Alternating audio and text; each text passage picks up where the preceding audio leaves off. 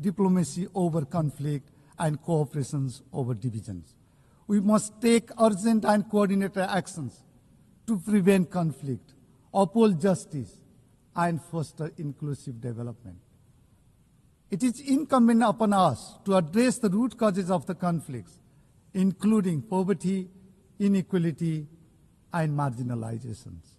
Second, we must strengthen multilateralism and rebuild trust. Multilateral institutions must deliver not just promises, but results. They must be representative, transparent, and accountable. In this interdependent world, no single nation, however rich and powerful, can resolve global problems alone. We must uphold multilateralism for fostering global cooperations and coordinations. We must repose our trust in multilateralism, anchored in sovereign equality, territorial integrity, and national independence. Third, accelerating the implementations of the 2030 Agenda is critical. As the progress on the Sustainable Development Goals is far off track, the world must act with greater urgency and solidarity. We strongly call for the timely and effective implementations of the Compromiso de Sovia. Sustainable investment must be boosted to deliver on our promises. Development assistance is critical for making progress in sustainable development. We appreciate the developed countries that meet the ODA target and strongly urges others to fulfill the commitment. We must make development finance adequate, easily accessible, predictable, and aligned with national priorities. Institutional and human capacity support tailored to the needs and priorities of the countries, particularly in the global south, should be prioritized. We must reform trade systems to be fair, to be inclusive, and to be responsive to the developing countries. It is incumbent upon us to address the debt burdens facing by many developing countries. Debt relief, including debt restructuring and debt swap, should be scaled up to ease debt distress. Priorities should be given to inclusive development. We must invest in youth and promote gender equality and empowerment of women and girls. The rights, safety, and dignity of migrant workers must be fully respected and protected. Fourth, climate justice and climate actions. Climate change has disproportionately affected vulnerable populations such as low-income communities and developing nations. Nepal is deeply concerned about the disproportionate impact of climate change, particularly in the mountain regions. We have first-hand experience of glaciers melting in our Himalayas that are seriously threatening the lives and livelihoods of millions downstreams. To discuss the climate crisis and chart out the way forward, we convened the Sagarmatha Samvad, that is Mount Everest Dialogue, in May this year under the theme Climate Change, Mountains and Future of Humanity. The Samvad adopted the Sagarmatha call for action, reaffirming our shared commitment to the Paris Agreement and 2030 Agenda. Nepal is proud to be among the few countries to have submitted our third nationally determined contributions, NDC 3. By 2035, we aim to reduce emissions by nearly 27% and expand renewable energy eightfold. Excellencies, as the world confronts a climate catastrophe, we must act with urgency and resolve. This is not a crisis of emissions. It is a crisis of equity, of survival, and of justice. Nepal calls for urgent, fair, and ambitious actions to protect vulnerable communities. Polluters may take responsibility with actions. We reiterate our call for scale-up, predictable, and accessible climate finance, technology transfer, and capacity building for countries on the front line, particularly the least developed countries and mountainous nations. The loss and damage fund must be capitalized, and biodiversity finance must be increased to match the scale of the crisis. Nepal urges the international community, especially developed countries, to demonstrate genuine solidarity and moral clarity by delivering on the ICJ advisory opinion and upholding their obligation to protect the climate systems. Fifth, digital transformations. Technology must be inclusive, secure, and right-based. We must narrow the digital divide within and among countries to create a peaceful and equitable society. Nepal advocates for a global digital cooperation framework that ensures access to infrastructures, digital literacy, and data protections for all. Technology transfer must be accelerated and scaled up. Finally, the United Nations must be reformed to reflect the present-day realities. Focus should be laid on coherence, coordinations, and accountability across the UN development system. We need to prioritize LDCs and LLDCs across all global commitments and partnerships. The UN 80 initiative offers a timely opportunity to renew our collective commitment to a more inclusive, transparent, and effective multilateral systems. Nepal supports the reform of the United Nations Security Council to make it more representative, transparent, and accountable.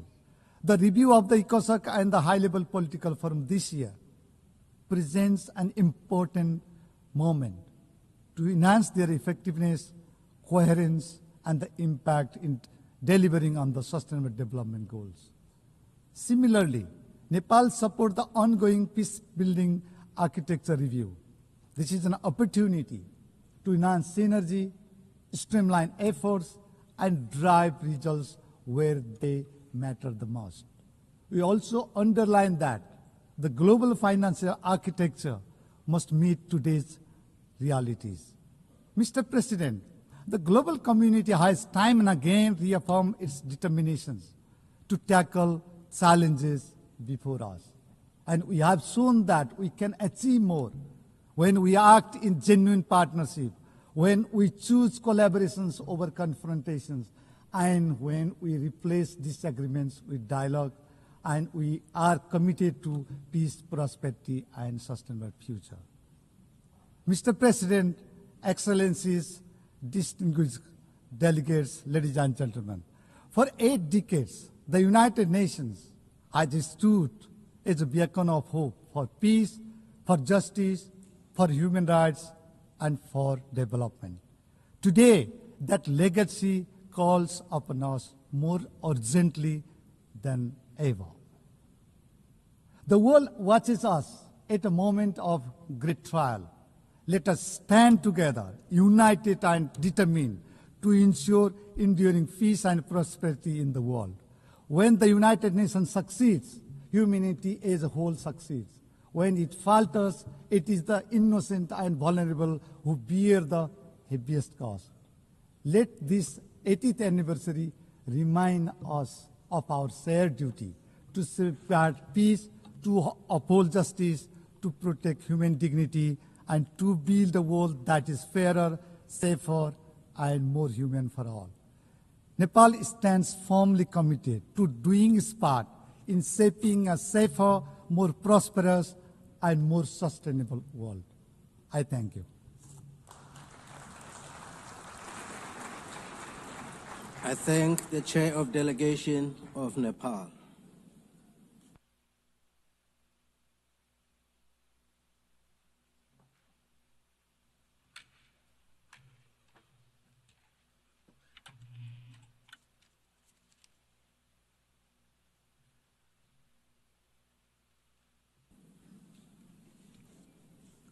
I now give the floor to His Excellency Mohamed Siad Douale, Chair of Delegation of Djibouti.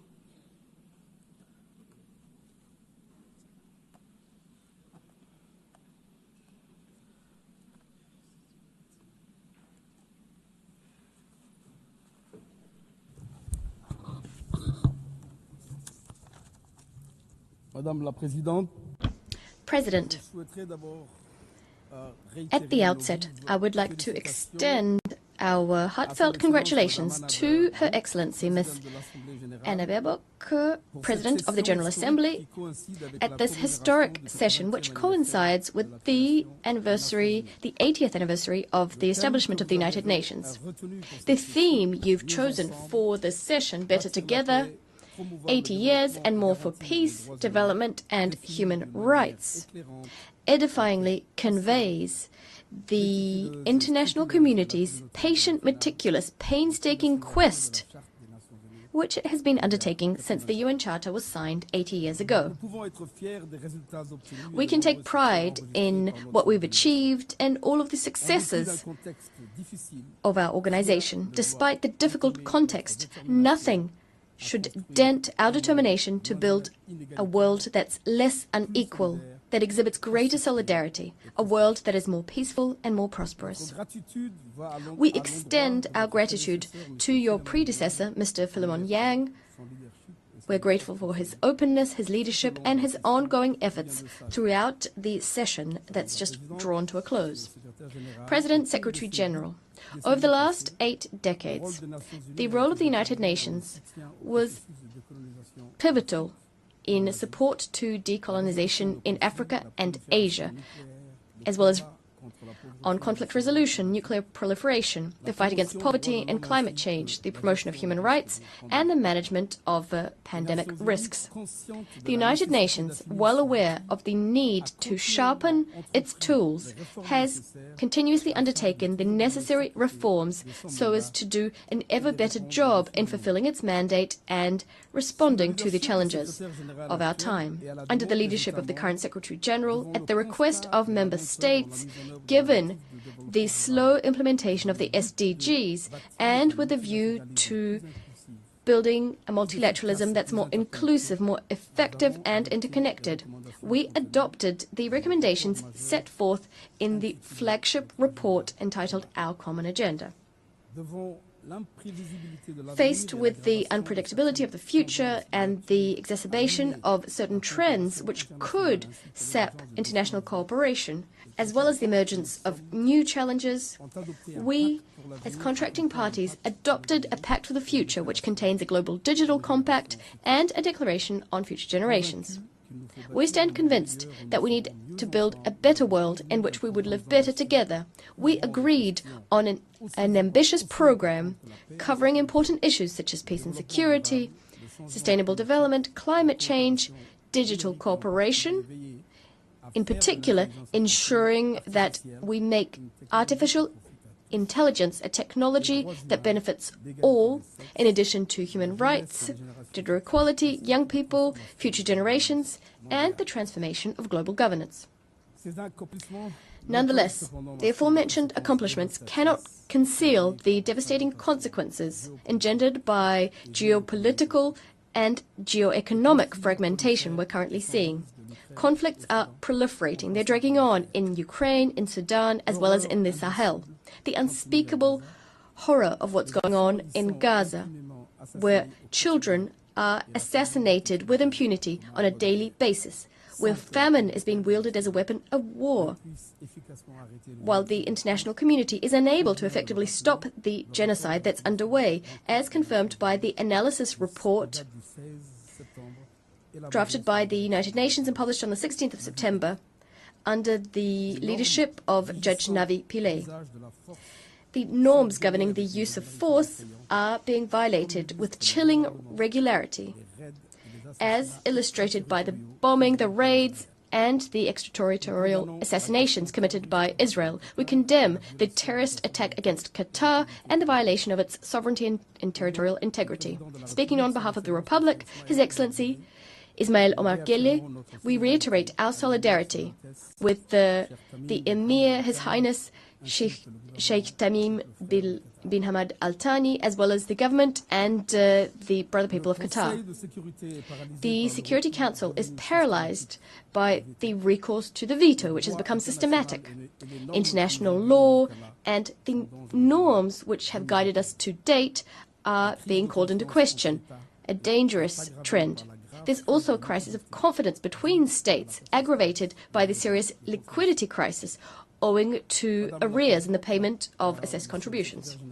Madam President, Secretary General, the Republic of Djibouti welcomes the recent adoption of the severe commitment, an outcome document at the Financing for Development Conference, the fourth one. This agreement, in our views, is an important step in the quest towards building an international financial system that's more equitable, exhibits greater solidarity, and serves the achievement of the SDGs. The figures are as eloquent as they are alarming. The world is confronted with an annual $1 trillion shortfall when it comes to financing the SDGs. Developing countries are paying more in debt service than they're investing in health or education.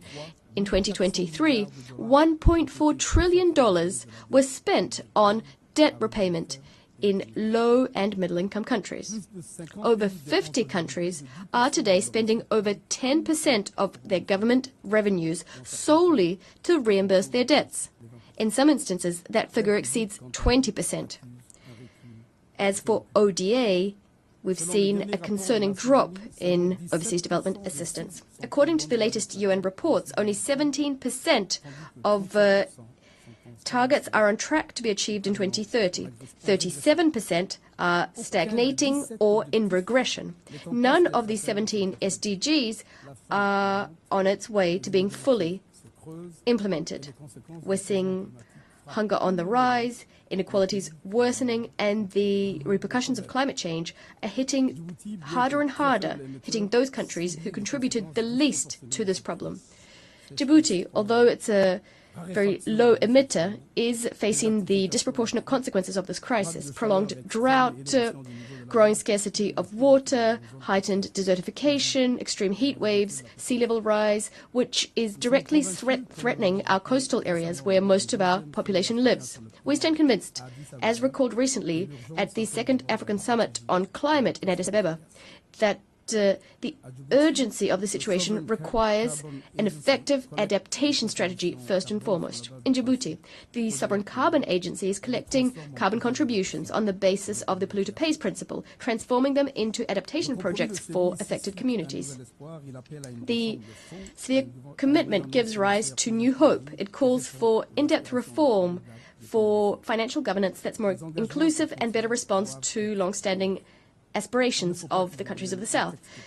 The commitments contained therein must be honored. It shouldn't become just another text stored in multilateralism's archives. It should serve as a basis for a new global contract underpinned by concrete solidarity, responsibility, and shared ambition. Committed to transforming its strategic, geographic, and infrastructural advantages from primarily a transit leader to a fully integrated industrial partner for East Africa and beyond.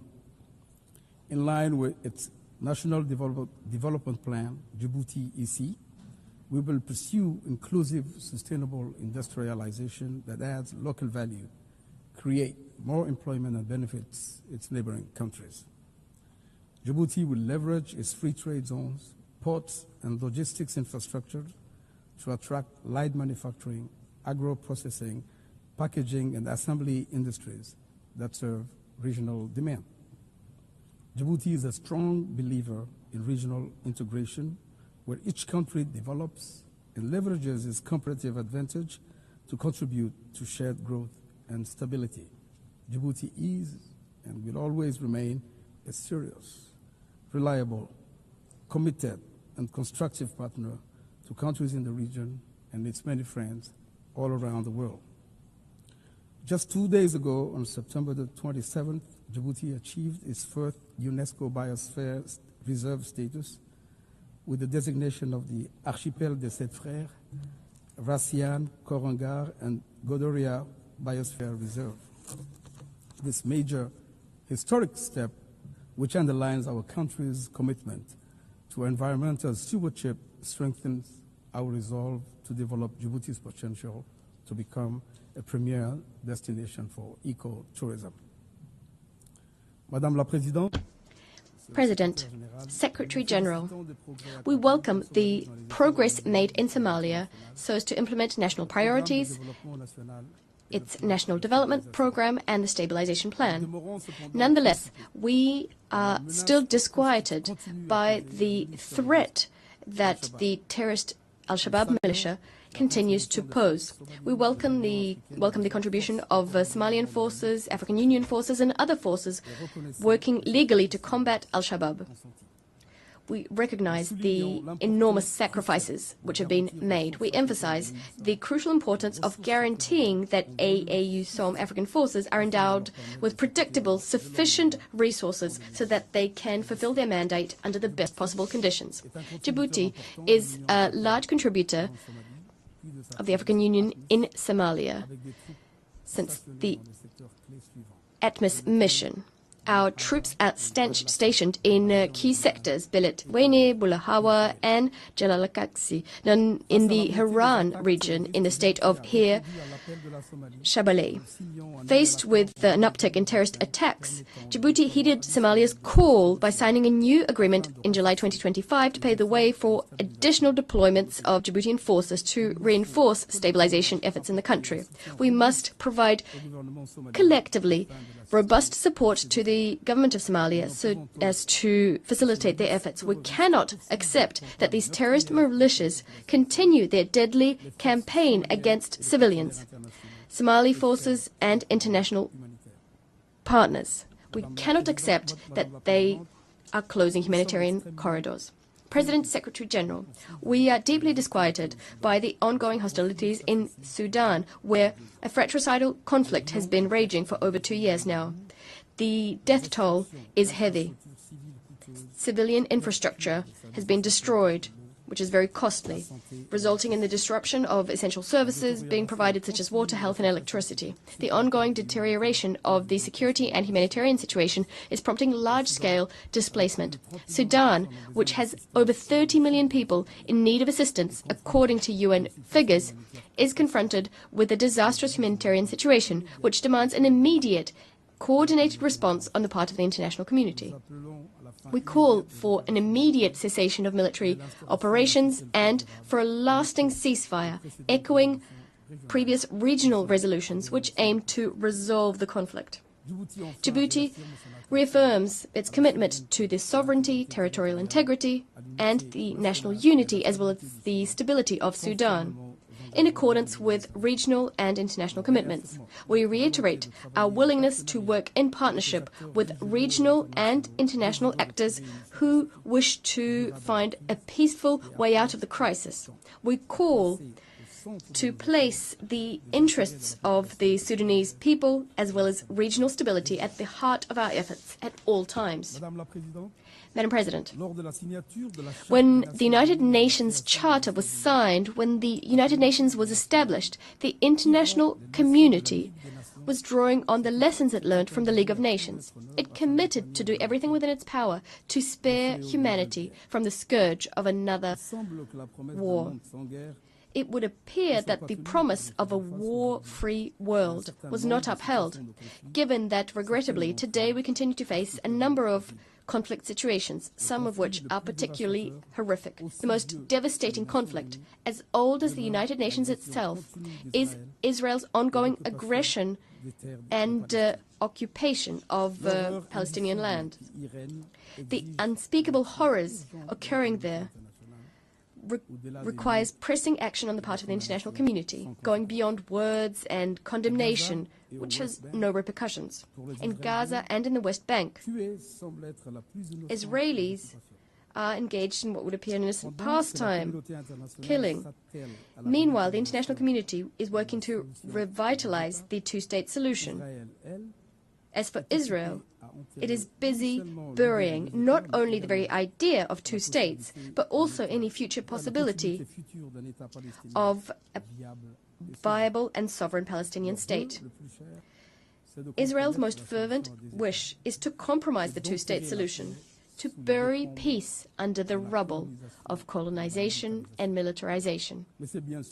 But without a doubt, their mission is bound to fail. The Palestinian people is a resilient, a dauntless people. The international community is equally determined, as demonstrated by the resolution adopted by a large majority of member states, as well as by the very encouraging results of the international conference held on the 22nd of September, co-chaired by Saudi Arabia and France.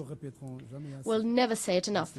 The two-state solution is the only solution that can satisfy the legitimate aspirations of the Palestinian people and to usher in lasting peace. Djibouti encourages the efforts underway so that they can produce the outcomes we hope for. Madam Judge Navi Pillay admonished, the Security Council must not be the graveyard of conscience, and to this, President Gele recently added, neither must the General Assembly nor any of its member states. Madam President, Mr. Secretary General, the dispute concerning the Ras Dumera area and Dumera Island and Mount Dumera on the land/maritime border with Eritrea, as well as the situation of its prisoners of war held incommunicado, remain unresolved. As we did in previous years, we renew our readiness to work with our neighbors in order to find a peaceful and negotiated solution on the basis of international law. The Republic of Djibouti solemnly reaffirms in this anniversary year, when we celebrate the 80th anniversary of the signing of the Charter of the United Nations, and as required by Article 33 of this fundamental document, its proposal to negotiate either through bilateral means, mediation, conciliation, recourse to the International Court of Justice, or arbitration to settle the dispute in a legally binding and definitive manner. Madame la Présidente, Monsieur le Secrétaire, Madam President, Secretary General, les Nations Unies, 80 years after its establishment, the United Nations continues to serve as a forum and to provide adequate tools which we could further refine, of course, allowing us to live together better and to tackle the complex challenges our world faces, those related to peace and security, development and human rights. We must do our utmost to ensure that the United Nations doesn't remain a symbolic theater safeguarding its image, but deaf to the demands for reform, including Security Council reform, which requires the granting to Africa of the seat it deserves, thereby righting a historical injustice. The United Nations is more essential than ever. We shouldn't turn it into a sacrificial victim, a victim sacrificed on the altar of our differences and our inability to bind ourselves to each other with strong bonds of trust. We should work together to inject new meaning into multilateralism and to strengthen international cooperation in the interests of all states, small and large alike. I thank you.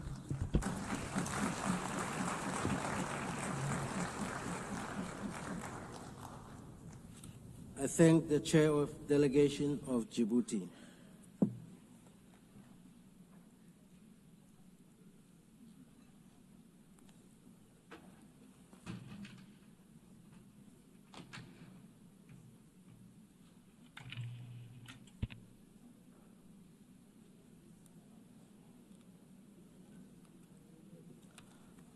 I now give the floor to Her Excellency Christina Marcus Lassen, Chair of Delegation of Denmark.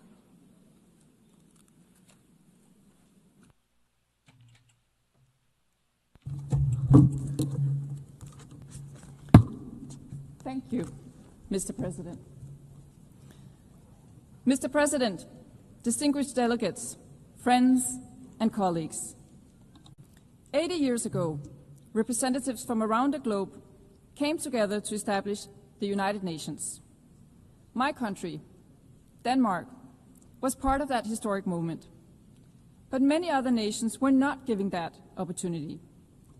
In 1945, the world was still a world of empires. of colonies and dependent territories that were not free to choose their own political destiny. The establishment of the United Nations did not change that overnight. Yet, it set the world on a course toward a radically different order. An order based on the equal rights and self-determination of peoples and of nations, large and small, a rules-based international order. As this order grew into being, the world saw tremendous progress. More than 1 billion people were lifted out of poverty, standards of living and life expectancies rose, a network of economic, political, social, and cultural relations across the globe were formed. It even seemed that wars between states were becoming a thing of the past.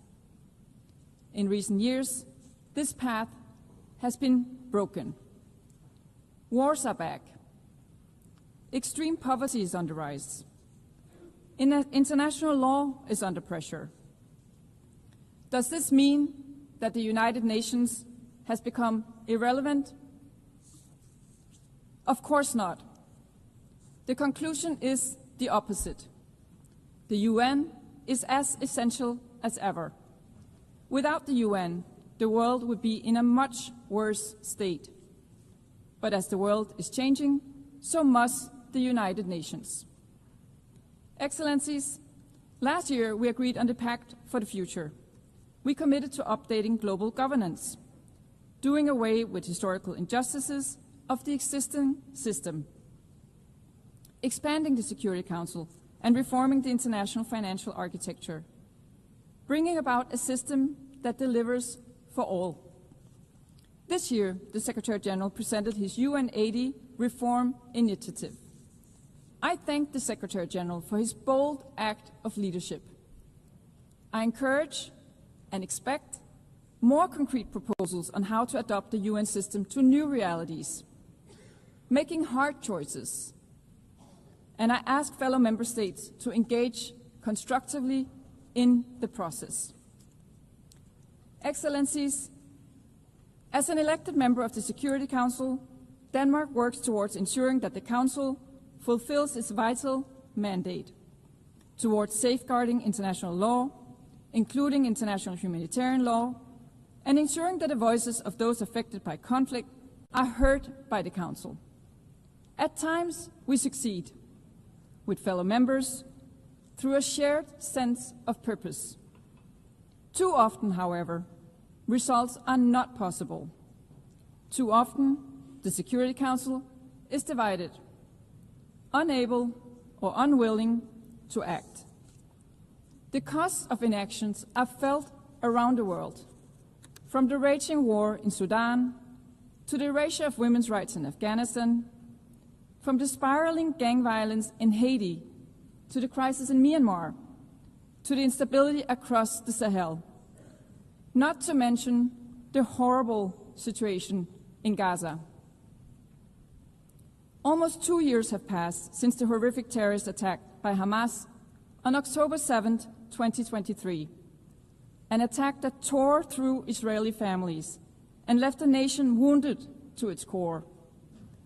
Denmark has repeatedly and consistently condemned the attack and called for the immediate release of all hostages. We've also said from day one that Israel has a right to self-defense. But what is going on in Gaza right now has nothing to do with self-defense. A man-made famine is spreading. Thousands of civilians are being killed. The humanitarian catastrophe is of unbearable scale. It must be brought to an end immediately. Israel must comply with international law, including international humanitarian law. The war in Gaza needs to stop.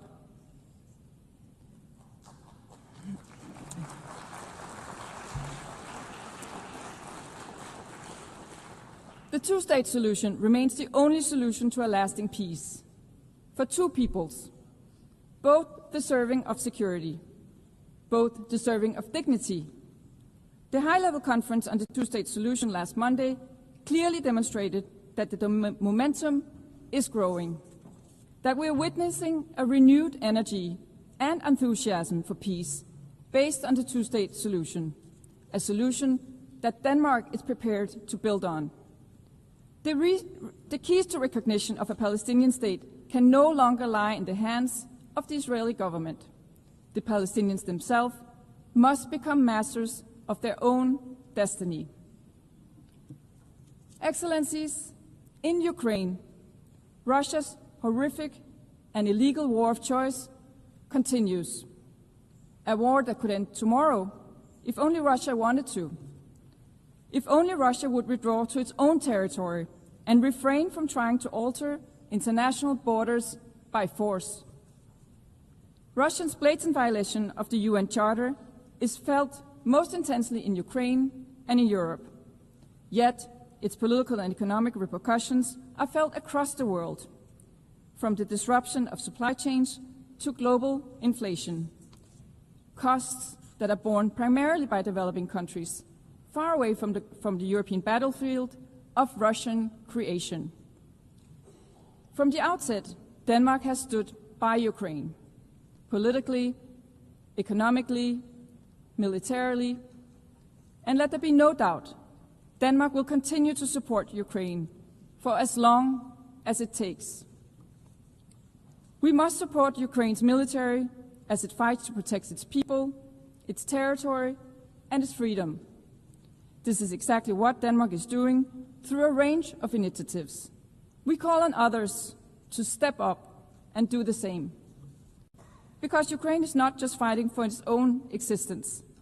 It is fighting to defend the very principle that define the UN-based world order. Territorial integrity, national sovereignty, and the right to political independence.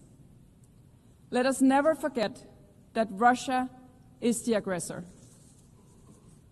Russia's repeated violations of European airspace with aircrafts and drones underline Russia's insistence on staying on a path of war. So, colleagues, I ask you, are these the actions of a country generally committed to peace? Excellencies, our collective inability to halt the killings, suffering, and injustices in Gaza, Ukraine, Sudan, and beyond must not prompt us to submit to a world ruled by brute force. On the contrary, it must inspire us to work harder, to sustain the instruments and mechanisms we have built over the last 80 years. To Denmark, this includes maintaining our firm support for the International Court of Justice and the International Criminal Court as core international justice institutions. We do believe that this is paramount. It also includes maintaining our firm support for the Sustainable Development Goals. With only 5 years to 2030, we are still far from reaching those goals, and the financing gap is widening. For 45 years, Denmark has delivered on the UN target of 0.7% in official development assistance. We call on other fellow member states to join us, not as an act of altruism, but as a long-term investment in our shared future. Excellencies, in a world of competing crises, climate change and its impact remain real. Flooding, drought, heat waves. Again, the cost of inaction are felt across the world, and particularly in developing countries. The COP30 Climate Summit in Brazil will be a decisive moment. The benefits of the green transition are evident. Demand for clean technology is on the rise. In 2024, more than 90% of new power added to the world's grid came from renewable energy.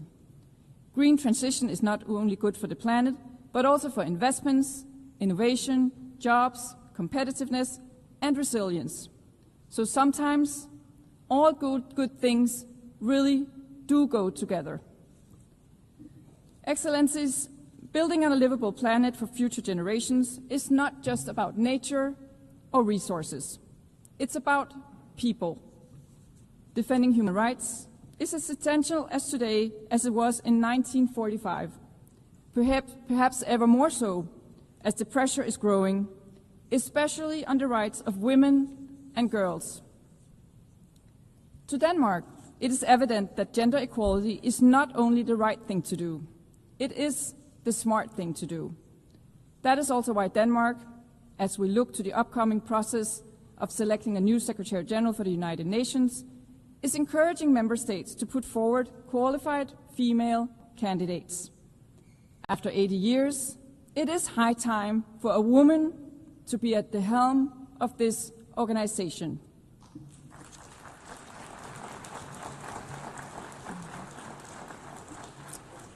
Excellency, in closing, I would like to recall the wisdom of Nelson Mandela. It always seems impossible until it is done. When we compare the world of today to the world of 1945, the progress is evident. Empires have been dismantled. Millions have been lifted out of poverty. The equal rights of all human beings and of nations large and small have been recognized. In a world of rapid change and growing uncertainty, we must not lose sight of how far we have come, nor must we forget that it was by working together we got here. Let us rekindle the spirit of cooperation that led to the establishment of the United Nations 80 years ago. It always seems impossible until it is done. I thank you, Madam President.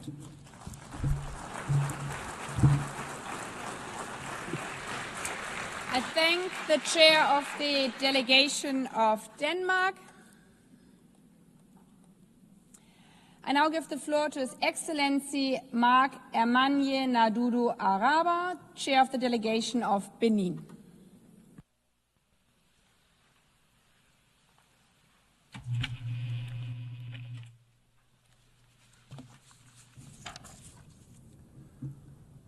Madame la Présidente, Madam President, Monsieur le Secrétaire Général des Nations Unies, Mesdames et Messieurs United les Nations chefs de Secretary délégation, General, heads of delegation, distingués délégués, Mesdames et distinguished Messieurs, delegates, ladies and gentlemen. c'est avec un profond It is with sentiment a d'honneur et de profound sense of responsabilité honor que and je prends la responsibility that I take the parole. floor on behalf of His Excellency Mr. Patrice Talon, President of the Republic of Benin, on the occasion of this 80th session of the United Nations General Assembly. I wish to first and foremost extend my warmest congratulations to Ms. Elena Baerbock on her outstanding election to preside over this session. I assure her that she will have the full support of my delegation in discharge of her noble mission.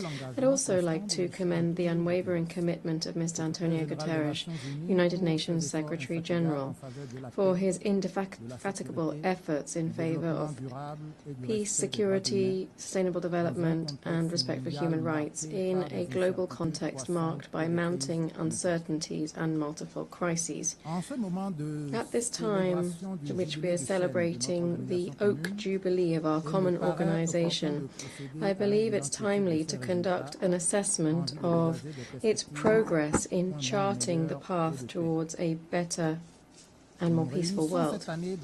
We meet this year in an international climate that is heavily overshadowed by the proliferation of hotbeds of tension, worsening humanitarian and climate crises, creeping inequality, as well as the erosion of trust in multilateral institutions.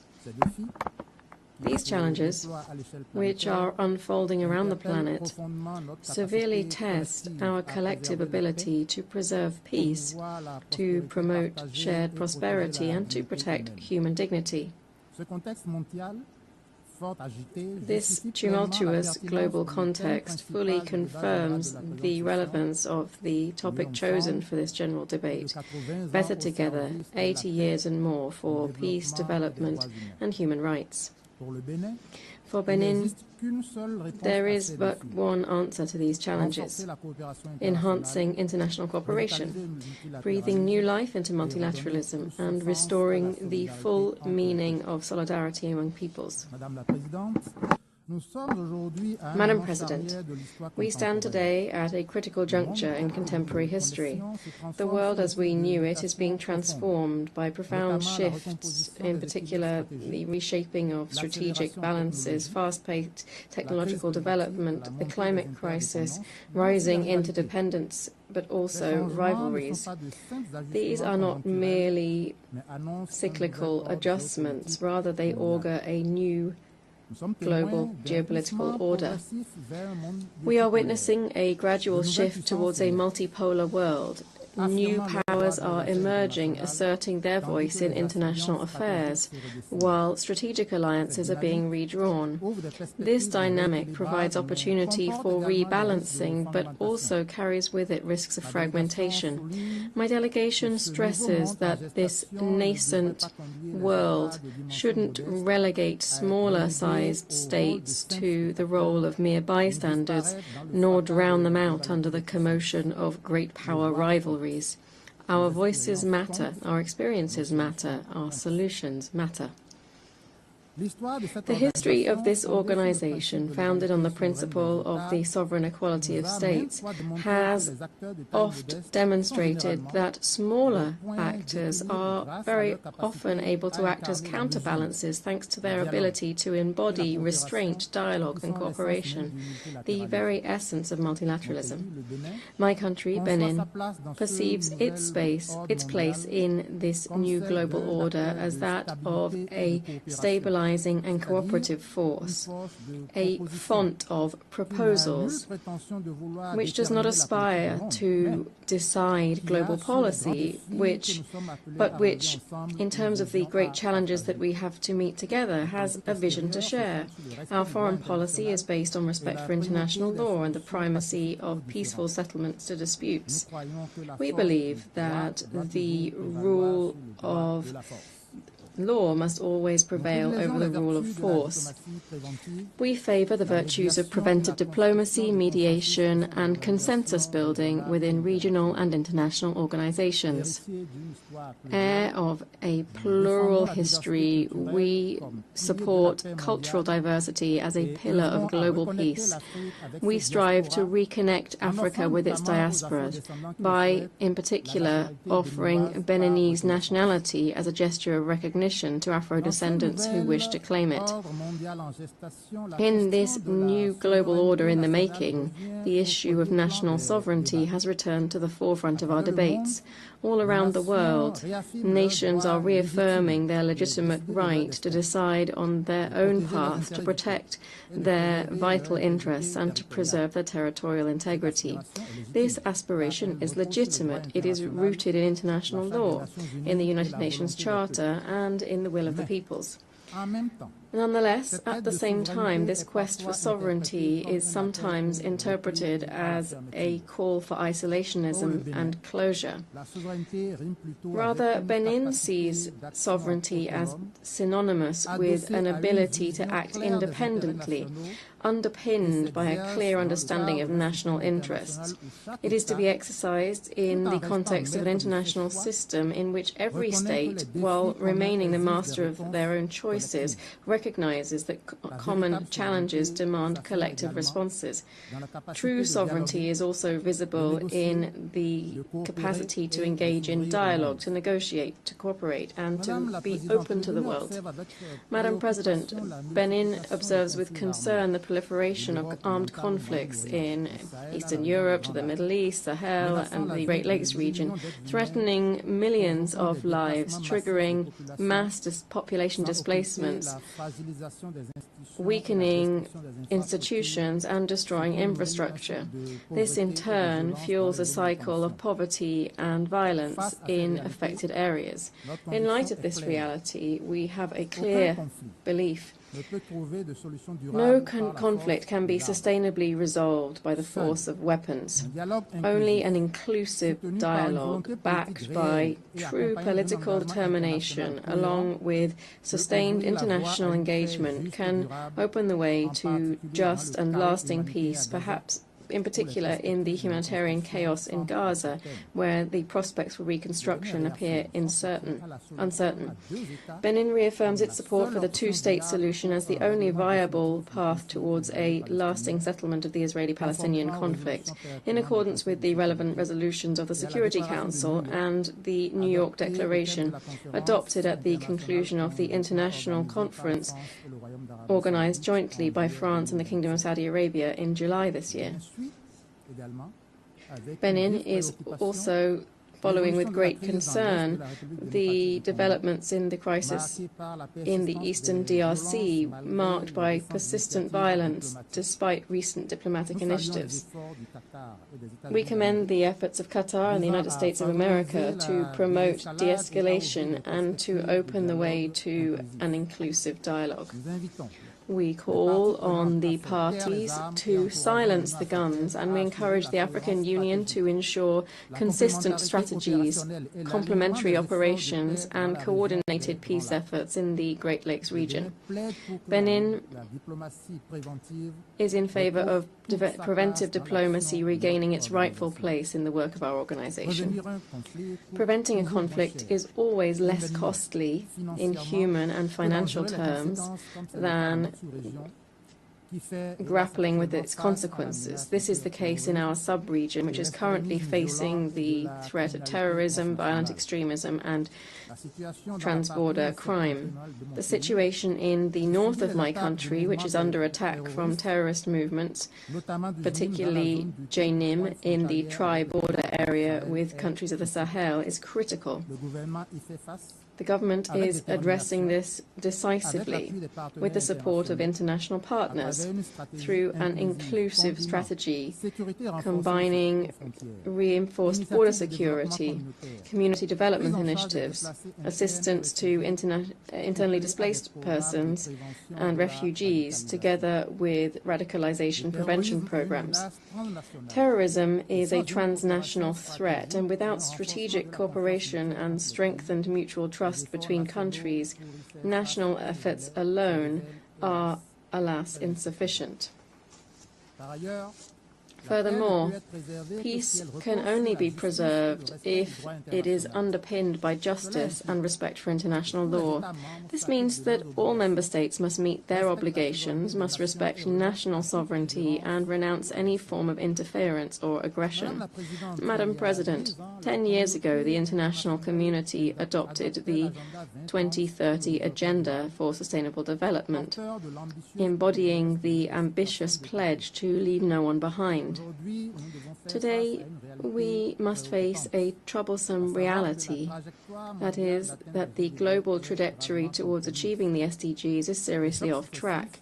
Successive shocks, the COVID-19 pandemic, security crises, the exacerbated effects of climate change, geopolitical tensions, and an economic slowdown have stalled or even reversed progress in many countries, particularly in sub-Saharan Africa. Despite these challenges, Benin, under the leadership of President Patrice Talon, has undertaken profound reforms and has galvanized strategic investment to sustainably transform our economy and improve the living conditions of our citizens. We have seen some considerable results in terms of the SDGs, with more than almost 60% of our 49 priority targets on track. The 2025 SDG index for Benin is 57.8 points, which means that our country stands first worldwide in terms of progress, with a gain of 14.5 percentage points since 2015. These positive results speak to Benin's ability to transform our public policies into tangible progress for our population. And yet a number of challenges remain to be met in order to consolidate the gains made and to bridge gaps.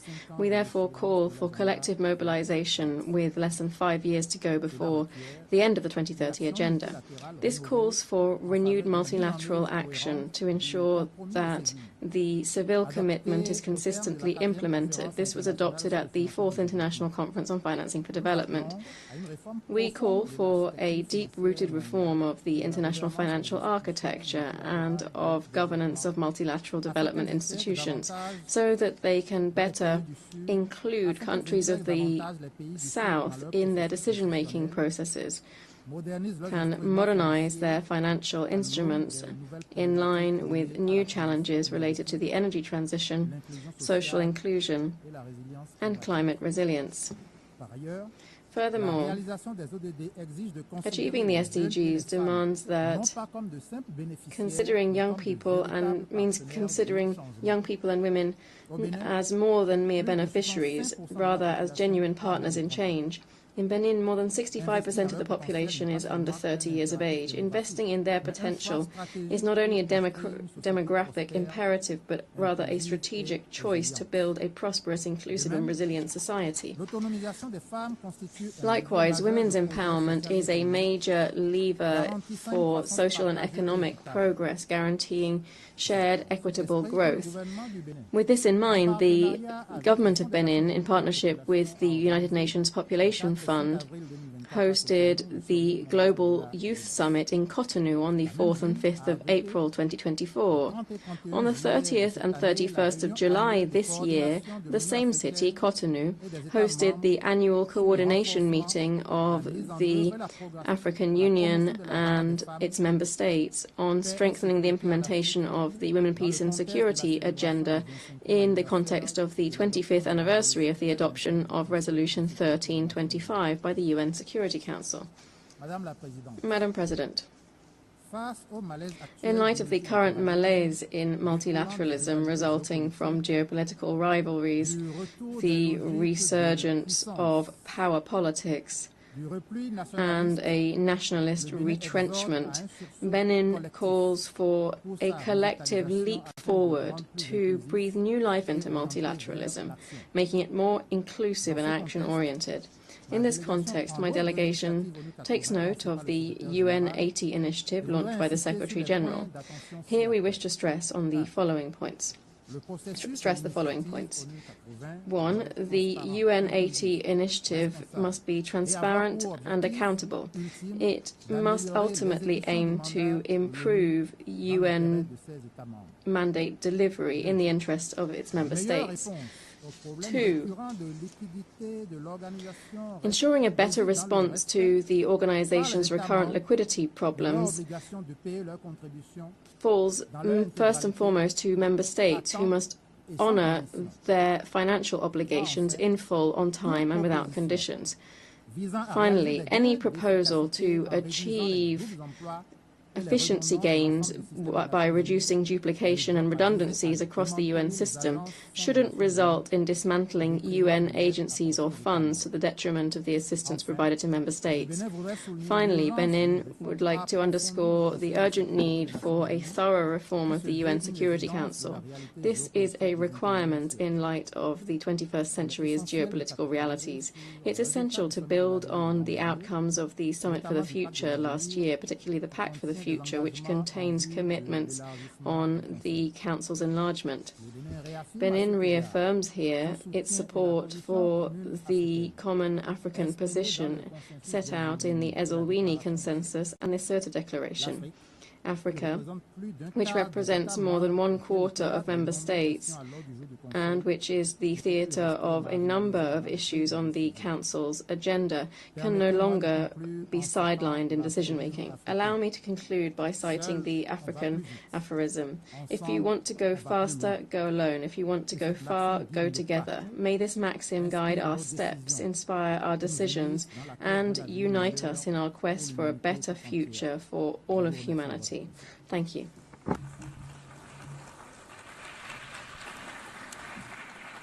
I thank the chair of the delegation of Benin.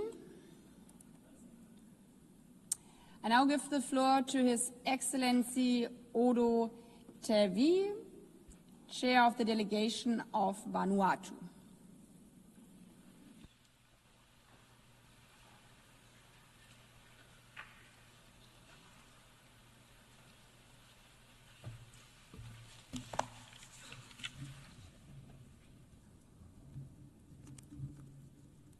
Madam President, Mr. Secretary General, Excellencies, distinguished delegates, ladies and gentlemen. It is a great honor for me to deliver this address on behalf of the government and people of the Republic of Vanuatu.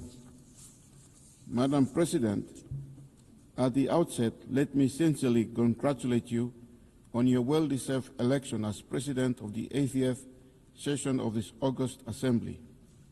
I assure you of the Vanuatu's delegation full support and cooperation during your tenure.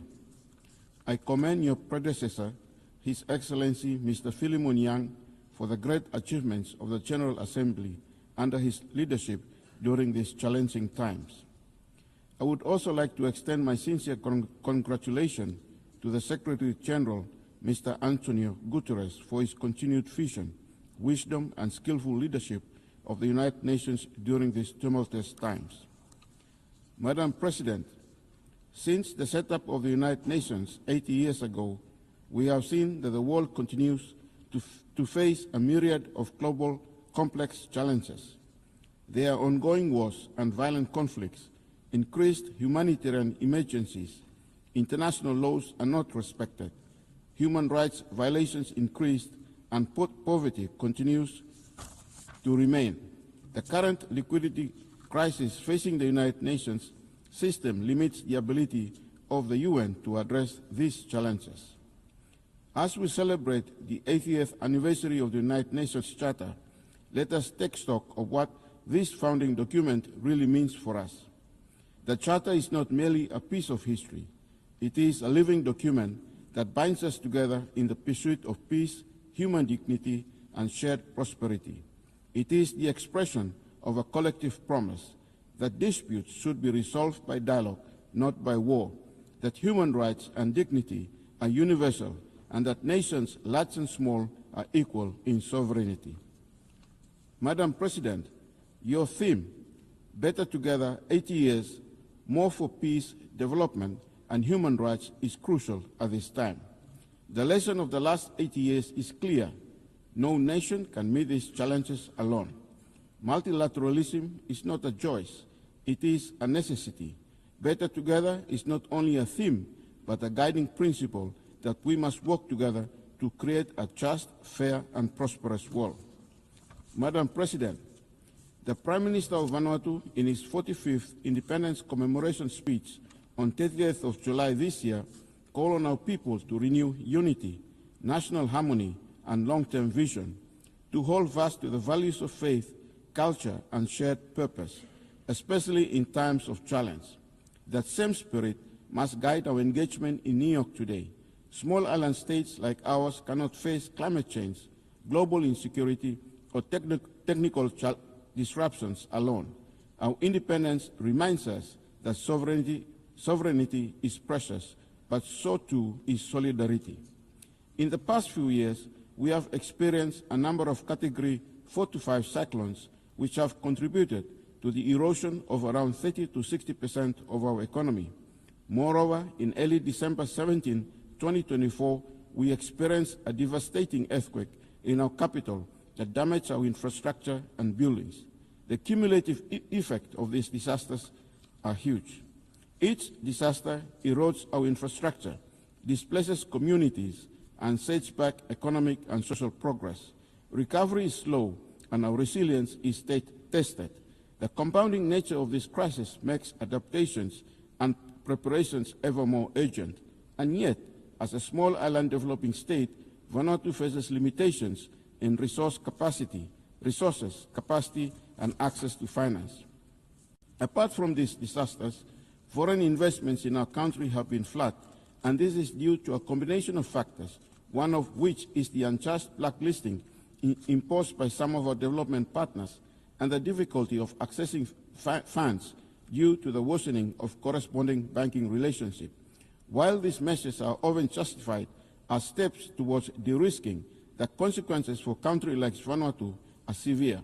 We call on the international community, financial institutions, and regulators to work with countries that are affected by these measures and to recognize the unintended consequences of de-risking in small economies. Solutions must include enhanced dialogue, technical assistance, and proportionate risk-based approaches that allow bona fide businesses and citizens to continue to participate in global commerce. Despite these challenges, we are starting to see some green shoots in our economy. Our economy is anticipated to recover this year and in the medium term. Of course, our growth prospects, among other things, will depend on a favorable external and domestic economic environment and how far we can withstand natural disasters in the future. Our development experience thus far reveals that as a vulnerable country which has graduated from least developing country status, it is not easy to chart your own course for development. The international environment has been unfavorable for small island developing states, and accessing climate and development finance continues to be challenging. The securitization of development finance makes it difficult to address our most pressing development challenges. Just like any other small island developing states, Vanuatu relies on the current global legal order that is underpinned by the UN Charter to thrive. As a nation, we will continue to espouse for the preservation of these ideals. Furthermore, we call for the UN to urgently look deeper into the challenges of states like Vanuatu and find innovative ways to assist them. Madam President, this year the Pacific leaders established the Pacific Resilience Facility, which aims to support climate projects that would build resilience in our economies and communities in the Pacific. This is one of the first regional-led initiatives of its kind in the world. I join our Pacific leaders to thank our development partners that have contributed to this initiative. I call on our good friends and partners to contribute further to this facility.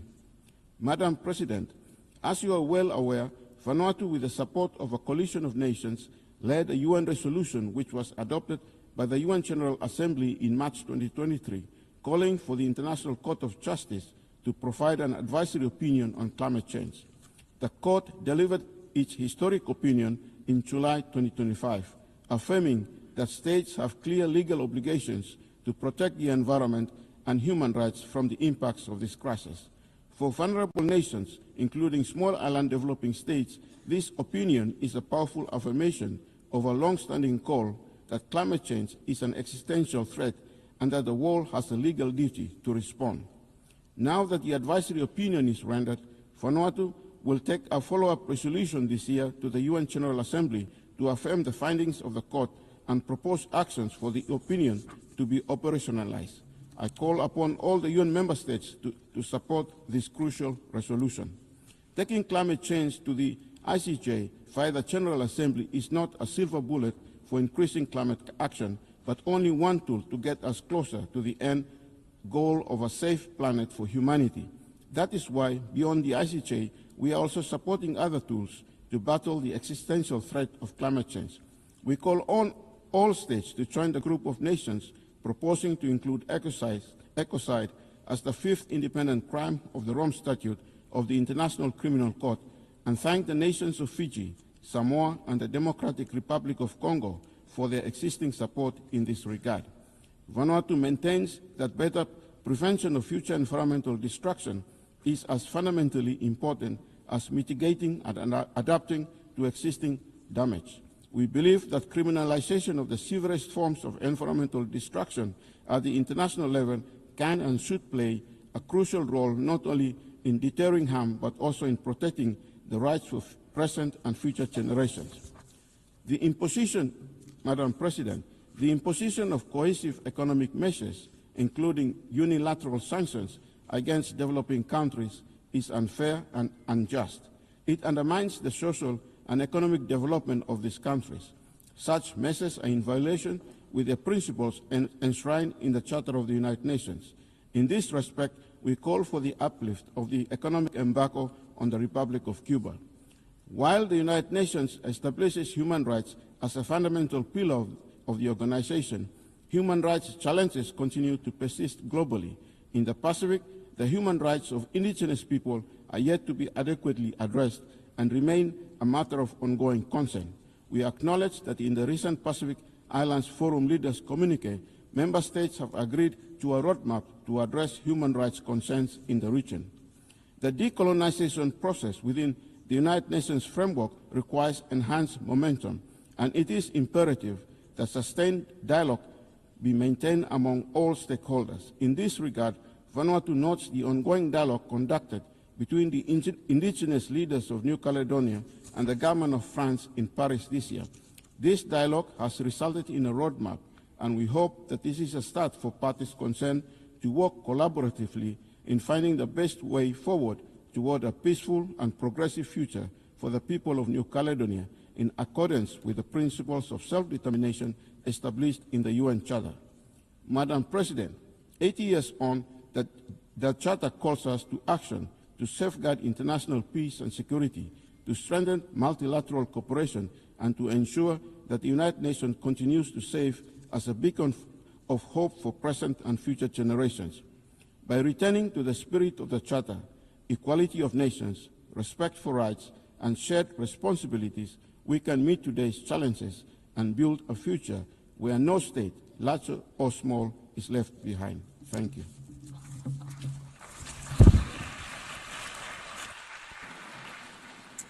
I thank the delegation of Vanuatu and his chair. I now give the floor to His Excellency Dionisio da Costa Babo Suarez, chair of the delegation of Timor-Leste.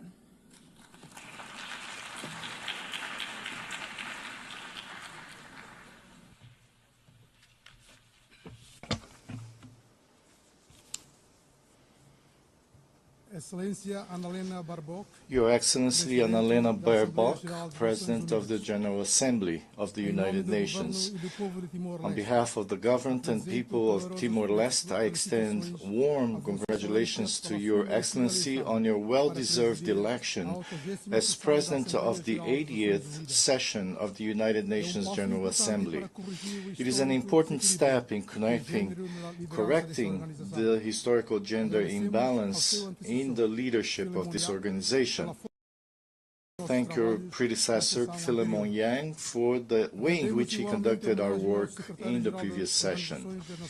We also pay tribute to the General Secretary General of the United Nations, Antonio Guterres, for his steadfast leadership in these turbulent times, and above all, for his clear and unique voice in defense of peace. Excellencies, it is a great honor to address this Assembly on behalf of Timor-Leste. Our relationship with the United Nations is historic and decisive. For our country, which joined the United Nations family in 2002, following a long struggle for self-determination, the 80th anniversary of the organization is a moment for reflection on the transformative power of multilateralism. Though still young and facing the challenges that follow its difficult history, Timor-Leste today stands as a vibrant democratic state, an indisputable symbol of the triumph of the international system. Through the United Nations, we restored our right to independence and laid the foundations for the building of state institutions. Today, this family of nations continues to support us in our sovereign process of development and growth. It is also with the United Nations that we will continue in the international sphere to pursue the paths of peace, freedom, equality among peoples, and the right to self-determination in every corner of the world without exemption. At a time when the world seems to be willingly walking towards self-destruction, marked by international and civil conflicts, humanitarian emergencies, the climate catastrophe, and the resulting deepening of inequalities, Timor-Leste reaffirms our firm conviction that the multilateral system is not a choice, but a necessity. The United Nations emerged 80 years ago as a response to the dangers of isolationism and unilateral interventionism. Grounded in the principles of dialogue and the search for collective solutions as instruments for peace, security, and the defense of human rights. The spirit of peace and unity that built this house must be renewed and strengthened in the face of the thousands of victims. We all must uphold international law. For small countries like mine, it is the only guarantee of justice, sovereignty, and national independence. It was international law that enabled us to secure sovereignty over our resources following the conciliation process with Australia. It is this system that allowed us to request an advisory opinion from the International Court of Justice on the obligations of states in relation to climate change. This historic opinion determined that the right to a clean, healthy, and sustainable environment is inherent to the enjoyment of human rights. The United Nations continues to play a central role in protecting peoples, responding to humanitarian crises, and mediating conflicts. Rejecting the isolation of states and unilateralism, Timor-Leste calls for the 80th General Assembly to be a turning point in relation to current conflicts.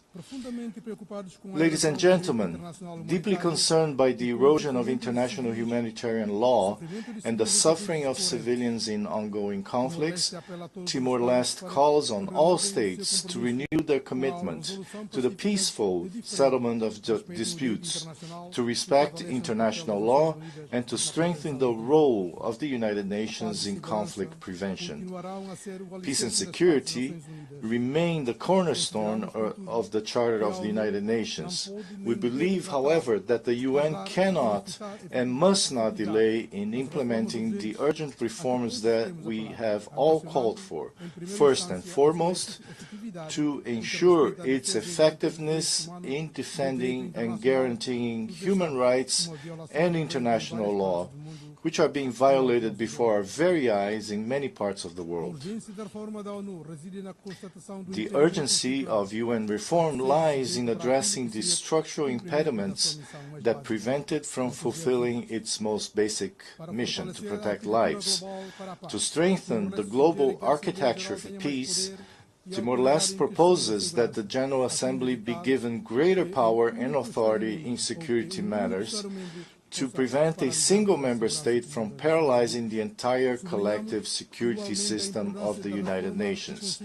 We also underline the importance of reforming the Security Council so that it reflects the vitality and reality of the 21st century and gives voice to developing and smaller states. We remain firmly convinced that an expansion of both permanent and non-permanent membership is necessary to reflect contemporary geopolitical realities. It is the right and duty of our nations to aspire to a Security Council that is more accountable, representative, transparent, relevant, and above all, effective.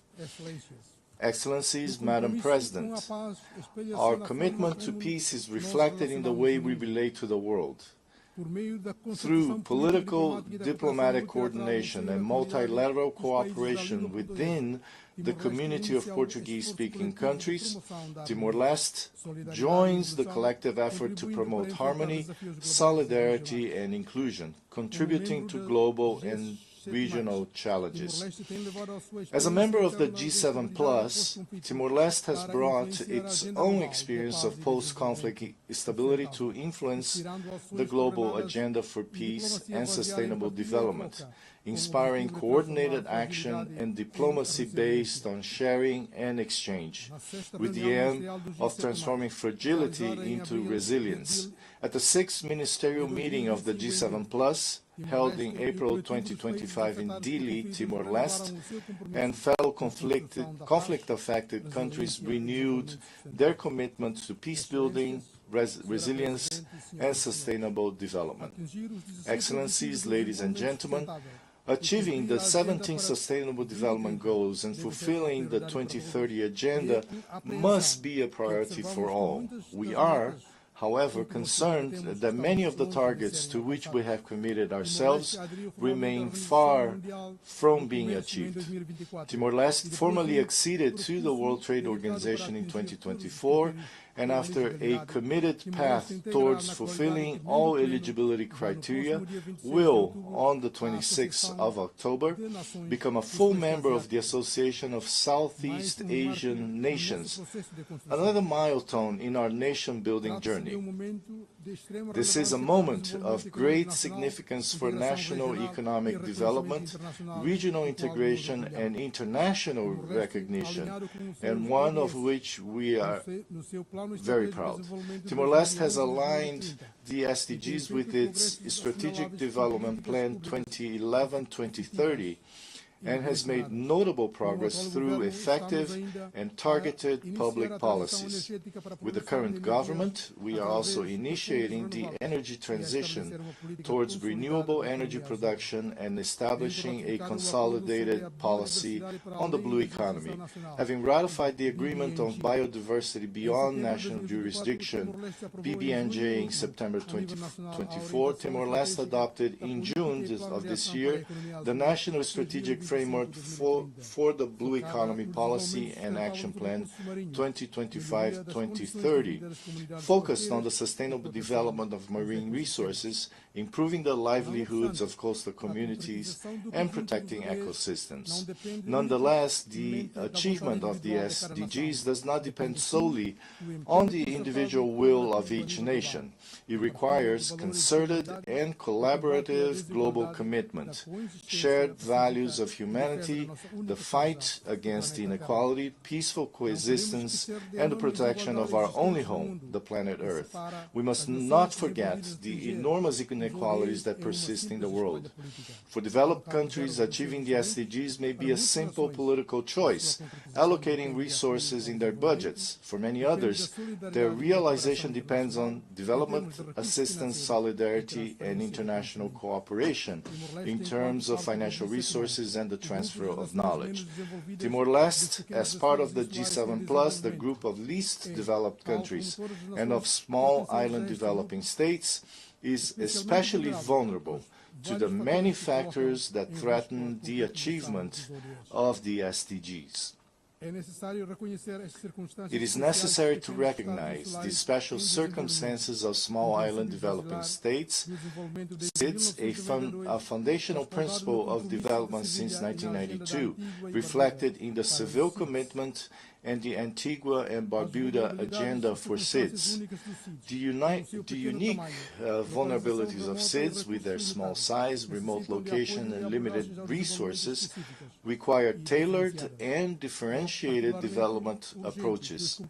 It is particularly urgent to translate commitments into predictable and increased means of implementation. Another relevant aspect in this context is the use of the Multidimensional Vulnerability Index, MVI, and ensuring SIDS have a seat at every table. It is no longer acceptable to hold discussions and make decisions on the issues that most affect us without our participation. The international financial architecture must be reformed so that the MVI is applied in development support policies, access to concessional financing and technical assistance. Climate change is undermining already fragile food security, striking our countries with natural disasters that divert vital resources to reconstruction and humanitarian relief. For this reason, it is particularly important, especially for industrialized countries and major polluters, that commitments under the Paris Agreement and the Glasgow Climate Pact be honored with the allocation of resources for true climate justice. The opportunity to achieve these objectives before us at COP30 in Belém this November. It is our opportunity to channel ambition in the right direction, honoring the Seville Commitment. It is also imperative to advance AI and digital capabilities in LDCs, while concurrently safeguarding safeguarding cybersecurity. This requires investing in digital infrastructure, enhancing digital literacy, and implementing e-government initiatives. Promoting AI research and innovation, cultivating talent, and establishing a policy framework are also pivotal for fostering growth. Nonetheless, international cooperation remains essential to establish comprehensive regulations governing the use and development of AI. Madam President, Excellencies, this past May, Timor-Leste hosted the Regional Conference of the United Nations Special Committee on Decolonization. This meeting had profound significance for the committee and for all who value self-determination, democracy, and human dignity. Holding this conference for the first time on Timorese soil allowed participants to witness our example as a success story and to renew collective hope for freedom and solidarity, reaffirming the crucial role of the United Nations in defending peoples. That same week in Dili, we hosted the first Asia-Pacific Solidarity Conference for Western Sahara. The voice of the Sahrawi people, silenced for half a century on the international stage, needs and deserves our attention and our collective strategic action. Timor-Leste's connection with the history of Western Sahara is of a moral nature. In the words of our Prime Minister, Kai Rala Xanana Guzmão, the suffering of the Sahrawi people was a lesson for Timor-Leste when we decided our own popular consultation since the postponement in 1992 of the referendum promised to Western Sahara marked all those who dreamed of independence. As the suffering of the Timorese people came to an end before that of our brothers and sisters, we will always in this House and in every forum of dialogue be amplifiers of the right to self-determination of Western Sahara, calling for a collective resolution of the conflict. Drawing on its own experience of occupation and prolonged suffering, Timor-Leste continues to advocate for dialogue, mediation, and multilateral engagement in the pursuit of peaceful, lasting, and sustainable solution as the path to peace. Timor-Leste therefore welcomes the overwhelming adoption on 12 September of the New York Declaration on the Peaceful Settlement of the Question of the Middle East and implementation of the two-state solution. Timor-Leste recognized the State of Palestine in 2004, 2 years after its own independence. We did not, however, imagine we would witness the conflict escalating to the tragic proportions we see today. It is urgent to implement the roadmap set out in the adopted declaration, in particular, an immediate ceasefire in Gaza, the release of all hostages, the establishment of a sovereign Palestinian state with the support and collaboration of the international community, as well as the disarmament of Hamas and the normalization of relations between Israel and neighboring Arab states, in order to guarantee collective security in the region. Even more urgent is the response to the humanitarian crisis in the Gaza Strip. After the situation of famine and genocide in the region was officially declared, we must waste no more time on terminology. Despite the clarity of the reports, the world demands the immediate unblocking of large-scale humanitarian operations and the guarantee of security and respect for human dignity in the delivery of international assistance. We are, however, deeply concerned that the intensification of Israel's military offensive in Gaza in the wake of peace efforts made here in New York in recent weeks, faced with the humanitarian catastrophe where famine already exists, the consequences will be devastating and irreversible for the civilian population.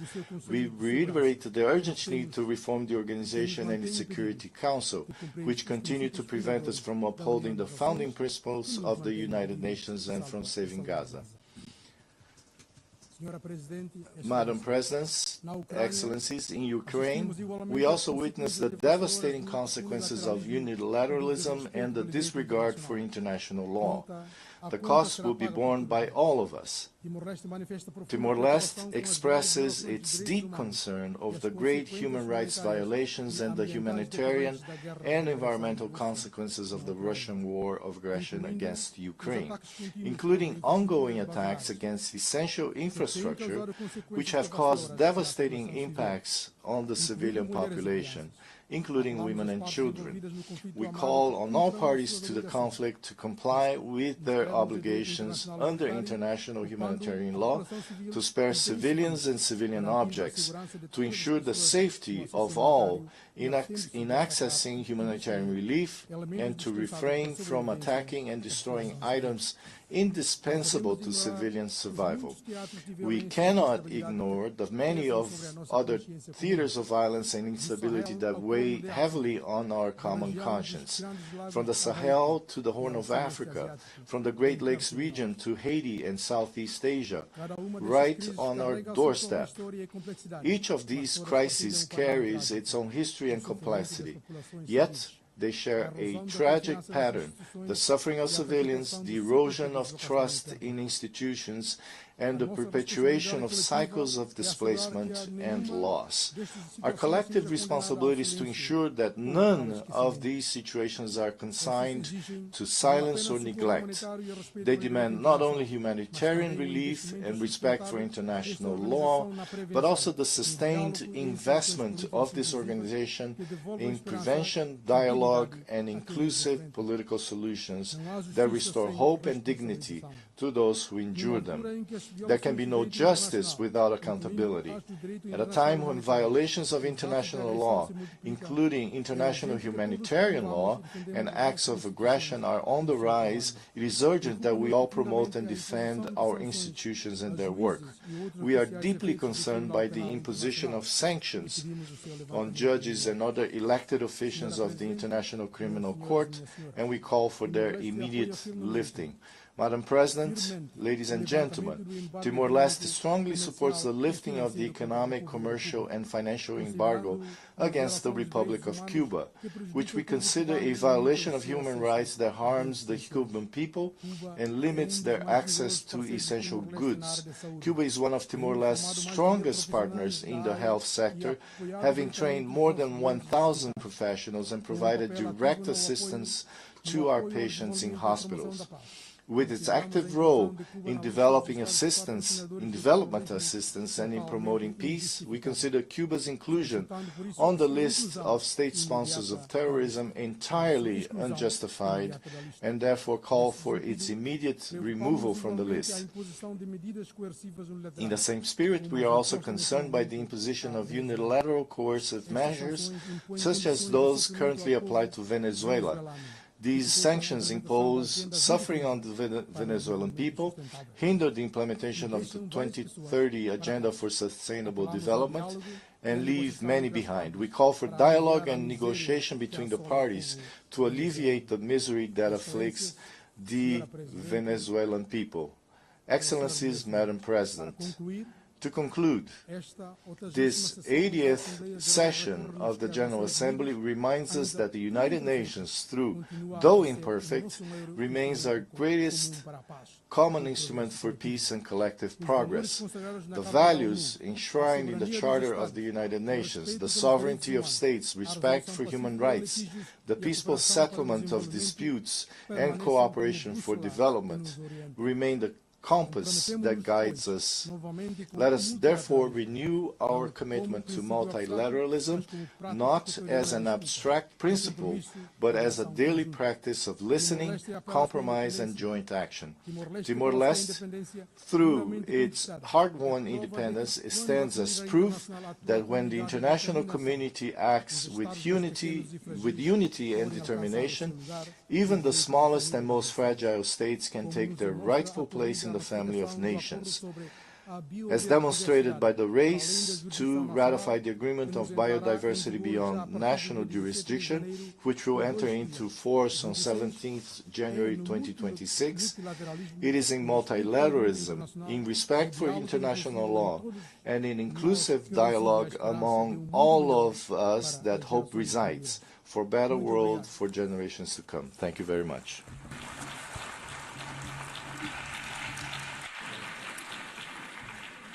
I thank the Chair of Delegation of Timor-Leste.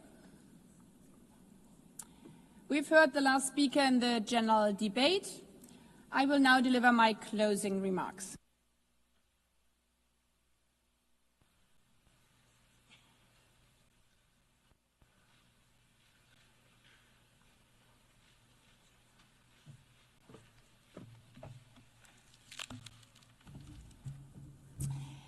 Excellencies, ladies and gentlemen, at the beginning of this week, we referred to the United Nations as the House of Diplomacy and Dialogue, standing at a crossroads, a place where we gather to have hard conversations during challenging times. If this high-level week is an indication, this House is fulfilling that purpose. The United Nations is still relevant. Over the past week, we have heard from 189 member states, including 124 heads of state and government. Delegations, I thank you for your proactive leadership, for embracing diplomacy, for not shying away from the hard topics, for proving why our United Nations remains critical, especially facing a crossroads. I would like to thank the host country, the United States, for their continued and generous support, reminding that the host country agreement obliges to give access to all delegations, as otherwise the House of Diplomacy would not work. I express my deep gratitude to the City of New York, particularly the NYPD, as well as colleagues across the UN Secretariat for making the high-level week possible. Finally, I thank my OPGA team, led by my chef de cabinet, for their tireless dedication, their countless briefing notes, and for being my ears and eyes throughout this high-level week. Across the week, certain themes resonated above all others. Chief among them, peace and security. Gaza, Ukraine, Sudan, and the many forgotten ones. The clear message was, member states must do more to stem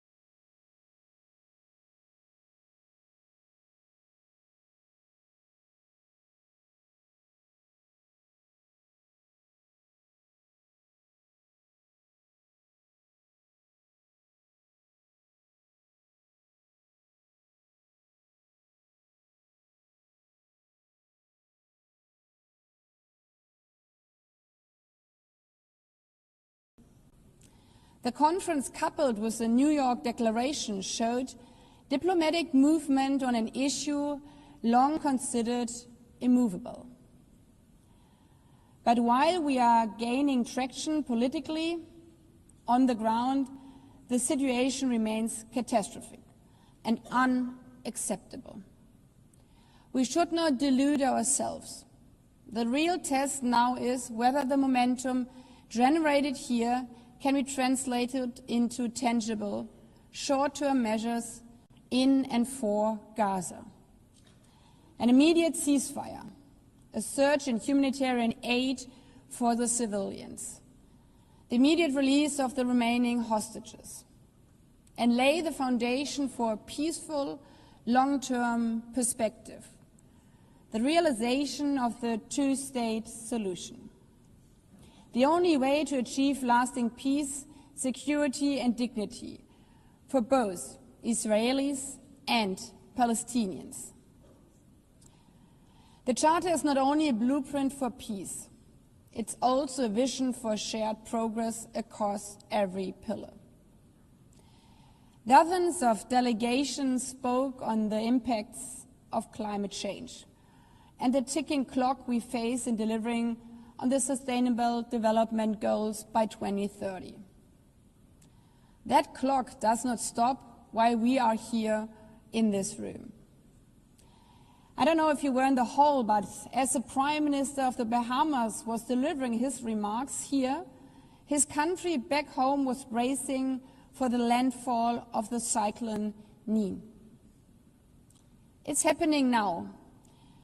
Climate crisis won't stop if we deny it. The climate crisis is the biggest security threat in this century. We face it together or we suffer alone. Conversely, if we work together to tackle climate change, we can capitalize on the benefits all together. Last year alone, investment in renewable energy amounted to $2 trillion. So as you can see, there are also positive tipping points. Looking at the amount invested in renewable energy, there's no way back, as no investor wants stranded investments. And thus I commend member states who joined the UN Climate Summit and pledged stronger, more ambitious climate targets in the light of COP30 in Belém. However, we are still not as far as we need to be, and financing is the clear obstacle. Financial reform was mentioned repeatedly throughout the general debate and discussed in detail during the first biennial summit for a sustainable, inclusive and resilient global economy. The commitment made in 2015, repeated last year in the Pact for the Future, must be met. To build resilience for countries facing ruinous climate consequences, we need to unlock financing. The technology is there, the need is there, we now have to match it. And make no mistake, this is not charity.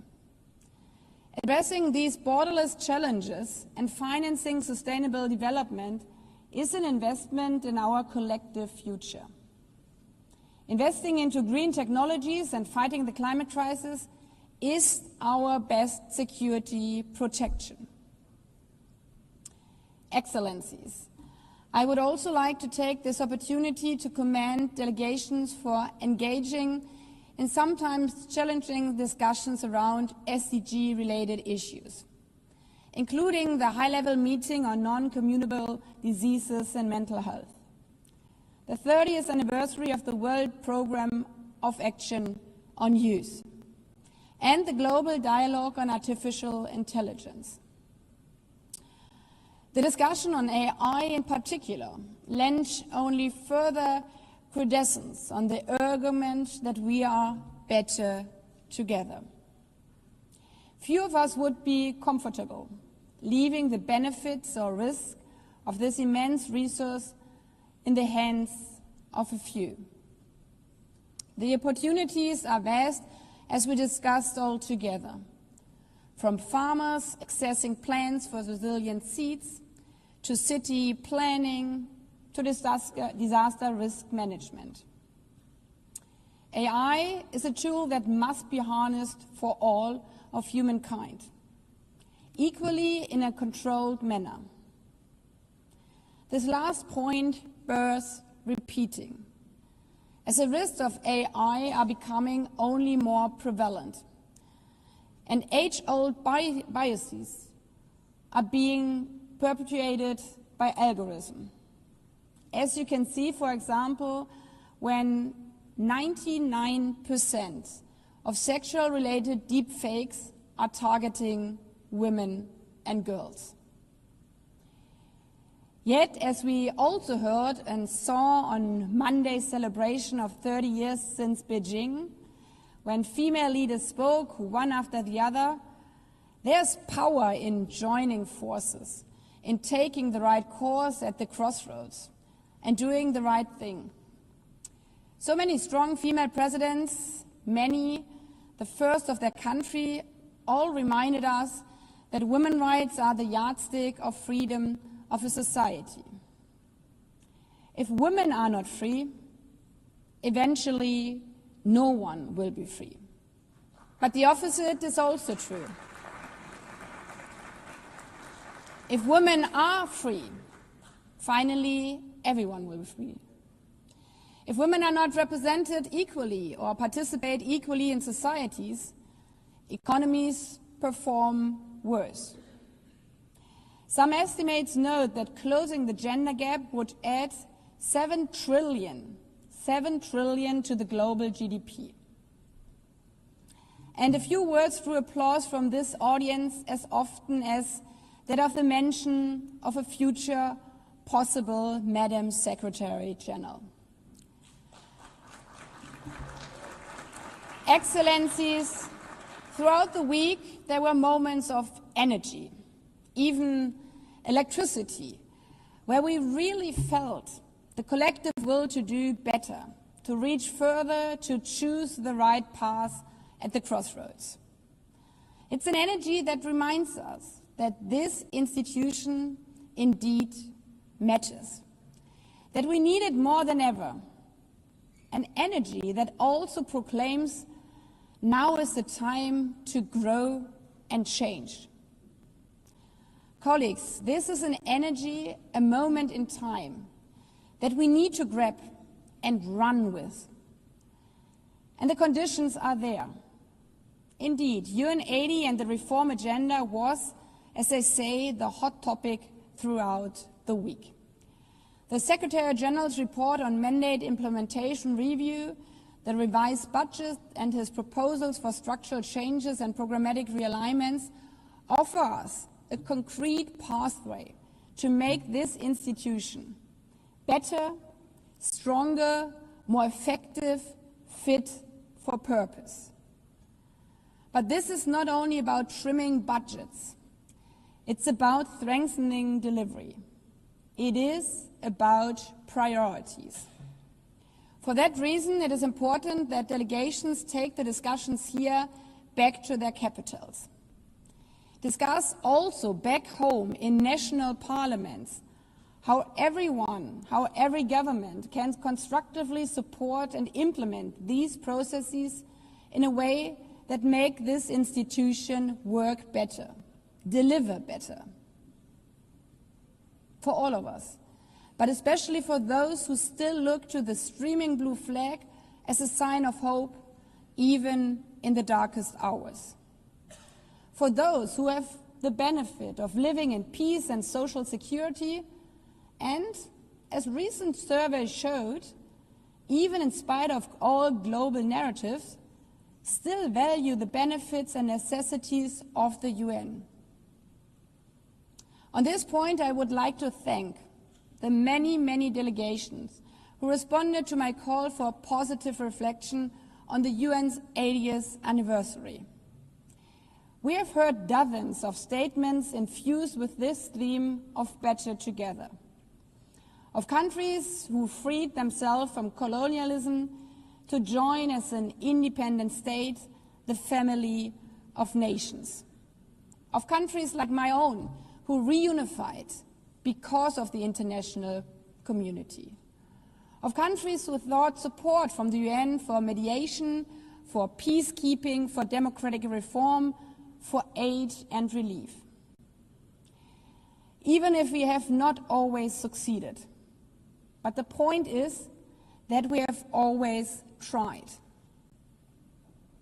Excellencies, these examples highlight specifically why this organization was created: to tackle the problems no country alone can solve, to support others in their times of need. This week's general debate, with strong engagements and impassioned words, showed that we are capable of finding the strength to lift up our common leadership.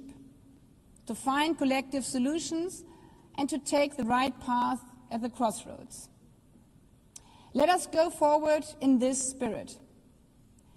As also outlined in our just launched year-long campaign, let us be inspired by the legacy of our past and daring for a better future that is better together, unafraid, unbroken, united. I thank you.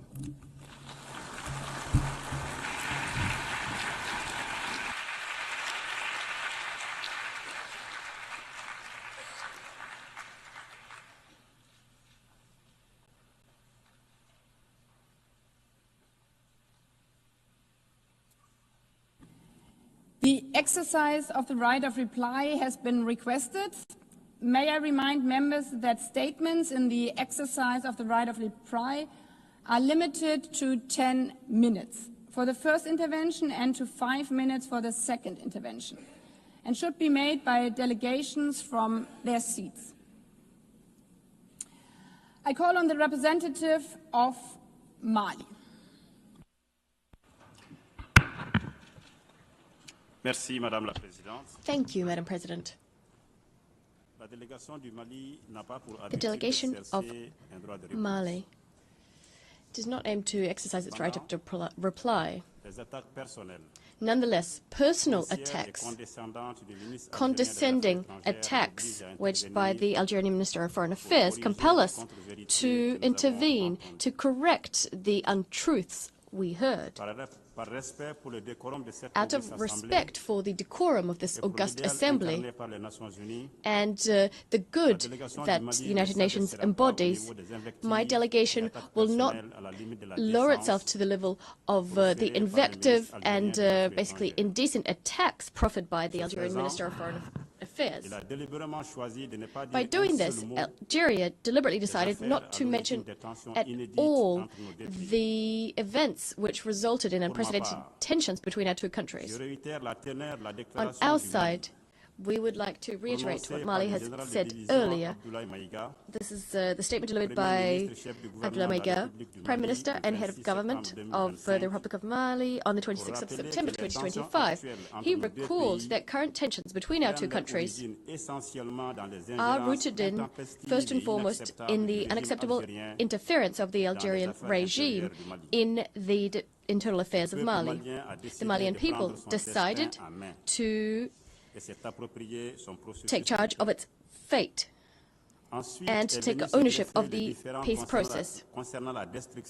There were then disputes regarding the destruction by the Algerian armed defense forces of surveillance and reconnaissance drones of the Malian armed and security forces in the night between the 35th of March and the 1st of April 2025. A few hours after the incident transpired, the Malian government learned from the press of a communique issued by the Ministry of Foreign Affairs of Algeria claiming ownership for the destruction of a drone which purportedly violated Algerian airspace 2 kilometers.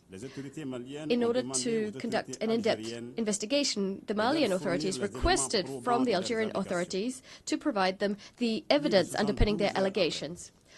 Over 72 hours later, no satisfactory follow-up was provided by the Algerian party. Following our own investigations and on the basis of scientific proof that was published on the 6th of April 2025 in a communique, the government of Mali drew a conclusion of which it is absolutely certain. The drone of the Malian Armed and Security Forces was destroyed following a premeditated hostile act waged by the Algerian regime. This conclusion is underpinned by the following. First,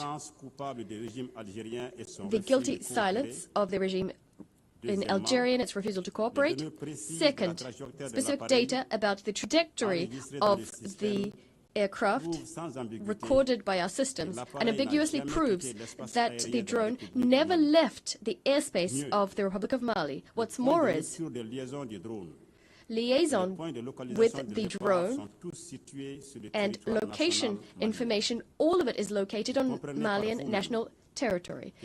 As I'm sure you understand, these allegations of supposed violation of Algerian airspace, are absolutely absurd in light of the above. After all, the debris of the drone was found within Malian territory, over 9 kilometers from the Algerian border. How could it have ended up there if it was within Algerian territory, 2 kilometers within? This violates the laws of physics. It's simply impossible. It's simply impossible for the drone to have ended up there. This is clearly an unprecedented attack, unprecedented in the relationship between our two countries. This hostile act, unfriendly and condescending, is further proof, if there was ever any need for it, of the fact that the Algerian regime is sponsoring international terrorism in Mali and the Sahel. Indeed, the destruction of the Malian drone clearly sought to undermine the neutralization of armed groups who have claimed terrorist groups, claim that they've conducted terrorist acts. Faced with these attacks and a refusal to cooperate on the part of the Algerian regime, the government of the Republic of Mali decided to institute proceedings with the International Court of Justice. Regrettably, even though it's unsurprising, it's regrettable that the Algerian regime refused to recognize the jurisdiction of the ICJ. As a way of defending itself, the Algerian regime claims to respect this international jurisdiction. It's easy to see that this Malian drone that was shot down is a source of embarrassment for the junta in Algeria. Indeed, if the Algerian regime had any respect for the international system, as it claims to have, it would have accepted to submit supposed proof it has in its, at its disposal to the ICJ. The Algerian regime, through its actions, is rejecting international legality. This attests to the fact that it is clearly guilty before the world. The lack of transparency on the part of Algeria vis-à-vis the ICJ is grist to the mill of the Malian government. That is, the fact that the drone was destroyed. It's further proof of the fact that Algeria supports terrorist groups. The government of Mali deplores the fact that instead of responding to the facts we've established and documented, the Algerian regime has opted for defamatory invective to try and conceal its support for extremist groups, including the terrorist leaders that were targeted by the downed Malian drone. We denounce this flagrant violation committed by Algeria against my country in contravention of Mali's efforts to support the FLN and the support we provided to our neighbors, our brothers, our friends, the people of Algeria during their liberation struggle. Thus, the government of Mali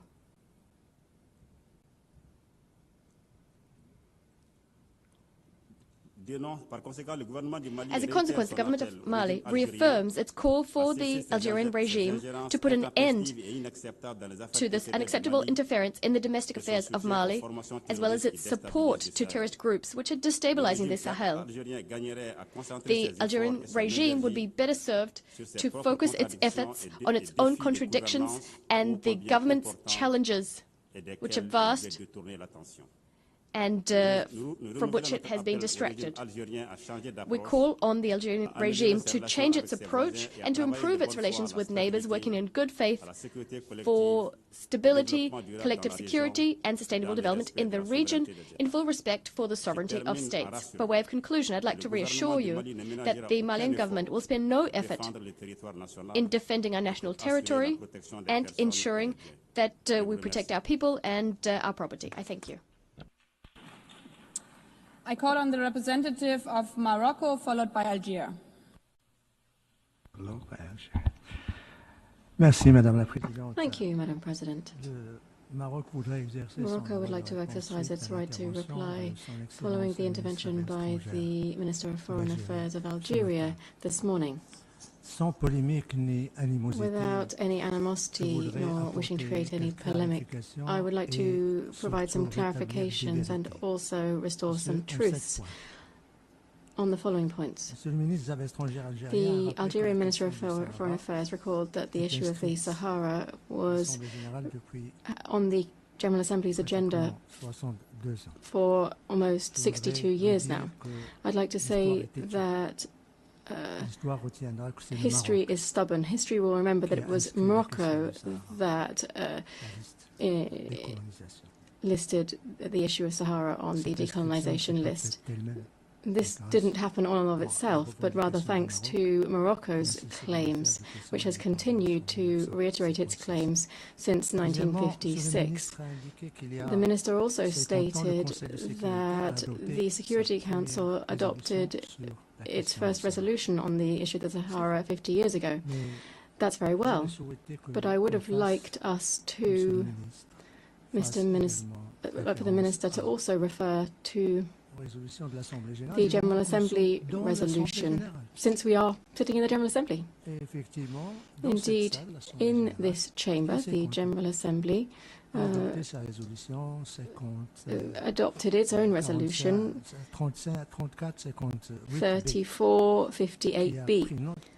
This took note of the Madrid Agreement that brought an end to the Spanish colonization of our southern provinces. 3. The minister stated that MINUSO was created 34 years ago. Very well, that's true also. But the issue of the Moroccan Sahara doesn't stop at the creation of MINUSO, nor did it start with the creation of MINUSO. It cannot be reduced to the establishment of MINUSO either. The history of the Moroccan Sahara must be integrated into everything that has happened around and what happened after the establishment of MINUSO. That is the decision of the Security Council to put to one side all of the resolutions concerning the Sahara as they related to MINUSO by proclaiming the political solution for the settlement of this dispute. That was 21 years ago. And above all, the Security Council has done ever since 2007, adopted a resolution over the last 18 years that reiterates the preeminence of the Moroccan Autonomy Plan, which it believes is serious and credible. 4. I'd like to thank the Minister of Foreign Affairs who talked about realities imposed on the Moroccan Sahara. The reality in Moroccan Sahara today is billions of investment, it is peace, it is stability, it is the longest bridge in Africa, a highway from the north to the south of the Sahara, it's universities in every city, hospitals, university hospitals, the deepest port in Africa, Atlantic port in Africa. It is freedoms, elections, a free culture, civic participation of the Sahara population in all political, cultural and economic activities of the region, and above all, the emancipation of young people who are just as active in the north and the south of Morocco in our political, cultural and economic life. These are the realities of the Sahara. And I just wanted to add, since we are in a diplomatic forum here, our reality is that we have 30 consulates in the Moroccan Sahara. That means that we also have some recognition. There is investment, billions of dollars of investment. And I'd just like to recall here that the United States have instructed their development agencies, their investment agencies, their companies to invest in Moroccan Sahara, because irrespective of the view that you might take on the status of Morocco, there is one right which is irreversible, that is the right to development, and the right to development means in Morocco that we invest in depth for prosperity, for development, and to ensure hospitals, schools, roads, security for our population. The right to development isn't just the responsibility of the state concerned, but also it is an international responsibility of our partners. Hence the decision of Europeans, Americans this week, and other partners, particularly large multinationals who are interested in the Saharan development for the benefit of our Saharan population. The fifth observation that I'd like to share following the intervention of His Excellency the Foreign Affairs Minister of Algeria. Algeria is currently sitting in the Security Council, but the Sahara is not currently being addressed as a matter solely of decolonization. The Security Council addresses this as a matter of peace and security, and above all, in the context of the peaceful settlement of disputes. I'd like to thank him for addressing this issue. Sixth remark that I'd like to share. His Excellency the Minister asked 5 questions, fundamental questions for the settlement of this dispute. That's all very well. But what questions? He never asked.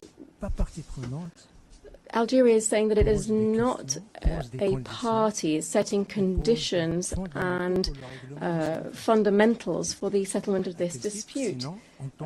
On what grounds, if it's not a party to this? We welcome the fact that Algeria can now say, okay, these are the conditions for the settlement of this dispute. We hope that today's statement can be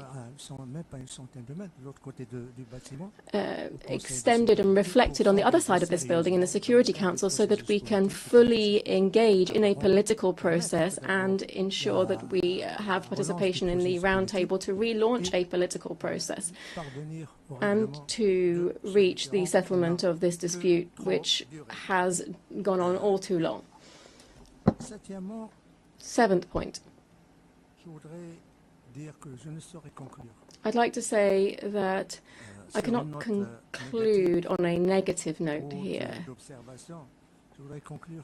I'd like to conclude in echoing the message of His Majesty the King that was stated on the 30th of July last, that was addressed towards our neighbour Algeria.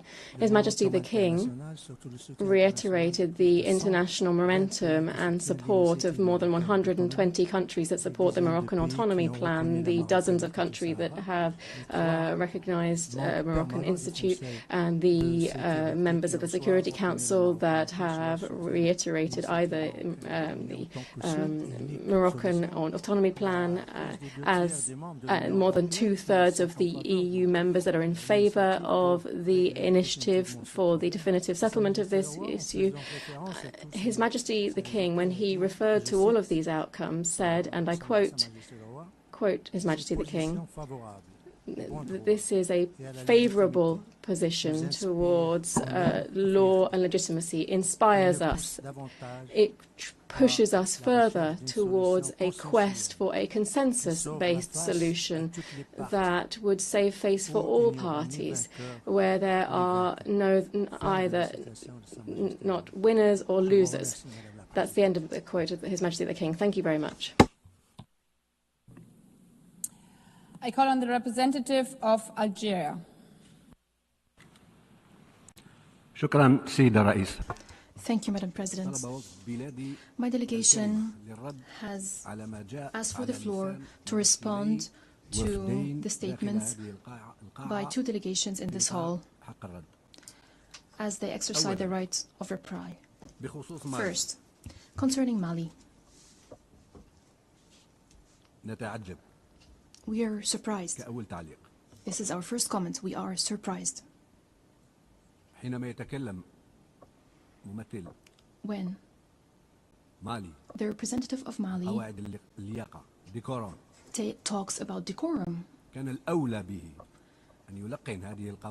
he should rather teach decorum the representative of Mali. He teach the representative of Mali decorum. في كلمة الجزائر صباح اليوم. The representative of the junta. Second, the representative of وزير الدولة وزير شؤون الخارجية. the foreign minister of Algeria. كافية ووافية. His statement was comprehensive. في دحض الادعاءات. He refuted الاستفزازات. the claims, the provocations قبل يومين. that we've listened to 2 days ago by the representative الطغمة الانقلابية في مالي. of the putschists in Mali. كما كان واضحا وجليا أن رد السيد It وزير was الدولة abundantly clear هو موجه that the response of the foreign minister الطغمة الانقلابية في مالي was addressed to إضافة لما the سبق. putschist junta in Mali. إن الجزائر In addition, لا Algeria ولن تنجرع does وراء not المحاولات and البائسة will not التي تهدف إلى succumb استفزازنا to desperate وذلك attempts to provoke us احتراما وتقديرا للشعب out of respect, المالي out of appreciation to the neighborly, brotherly Malian people. We وراء هكذا do not and will not succumb تقودها طغمة to انقلابية such distortions led by a putschist junta يتكلم باسمها whose representative who came here to speak on the behalf of this junta, came here to talk from this rostrum to settle his personal scores with my country. Second, بخصوص الصحراء الغربية regarding Western Sahara, in response to the representative, the distinguished representative of Morocco, I would like to clarify, first and foremost, the following. إن مداخلة الجزائر The intervention by Algeria, السيد وزير الدولة delivered شؤون الخارجية by الصباح the Minister of Foreign Affairs this morning, تحد قيد أنملة عن المحددات القانونية abided strictly المتفق عليها by من قبل the الجميع historic parameters داخل agreed صرح الأمم by المتحدة. all at the United Nations, وكذا the legal and عقيدة historical الأمم المتحدة parameters, لتصفية الاستعمار especially بخصوص قضية الصحراء the decolonization agenda of the United Nations when it comes to Western Sahara. مدام الوفد المغربي However, الموقر since the اختار distinguished Moroccan delegation إجراء حق الرد chose على to exercise مداخلة الجزائر the right of reply to the Algerian intervention, it is an opportunity for us to present some points or to respond to some points that الوفد المغربي المحترم the distinguished أشار إلى مسألة representative of Morocco has تسجيل addressed. He قضية referred الصحراء الغربية في to الأمم المتحدة كقضية تصفية استعمار. أنا the مضطر Western Sahara issue being a decolonization issue ببعض المعالم at the United Nations. I have to recall some legal and historical parameters when it comes specifically to this matter. لا يمكن أن نقبل بهكذا ادعاء. We cannot accept such claim. We cannot accept such claim. تسجيل There is no قضية such الصحراء thing الغربية as على قائمة regarding الأقاليم الواجب تصفية the استعمارها Western Sahara as a لماذا؟ non-self-governing territory. مع أي إقليم However, في because قائمة الأقاليم adding المعنية بتصفية الاستعمار a region إلى الدول to the الأعضاء list المسؤولة عن إدارة تلك الأقاليم. on the decolonization agenda goes back to the countries that are responsible for this particular region, القرار 15/14.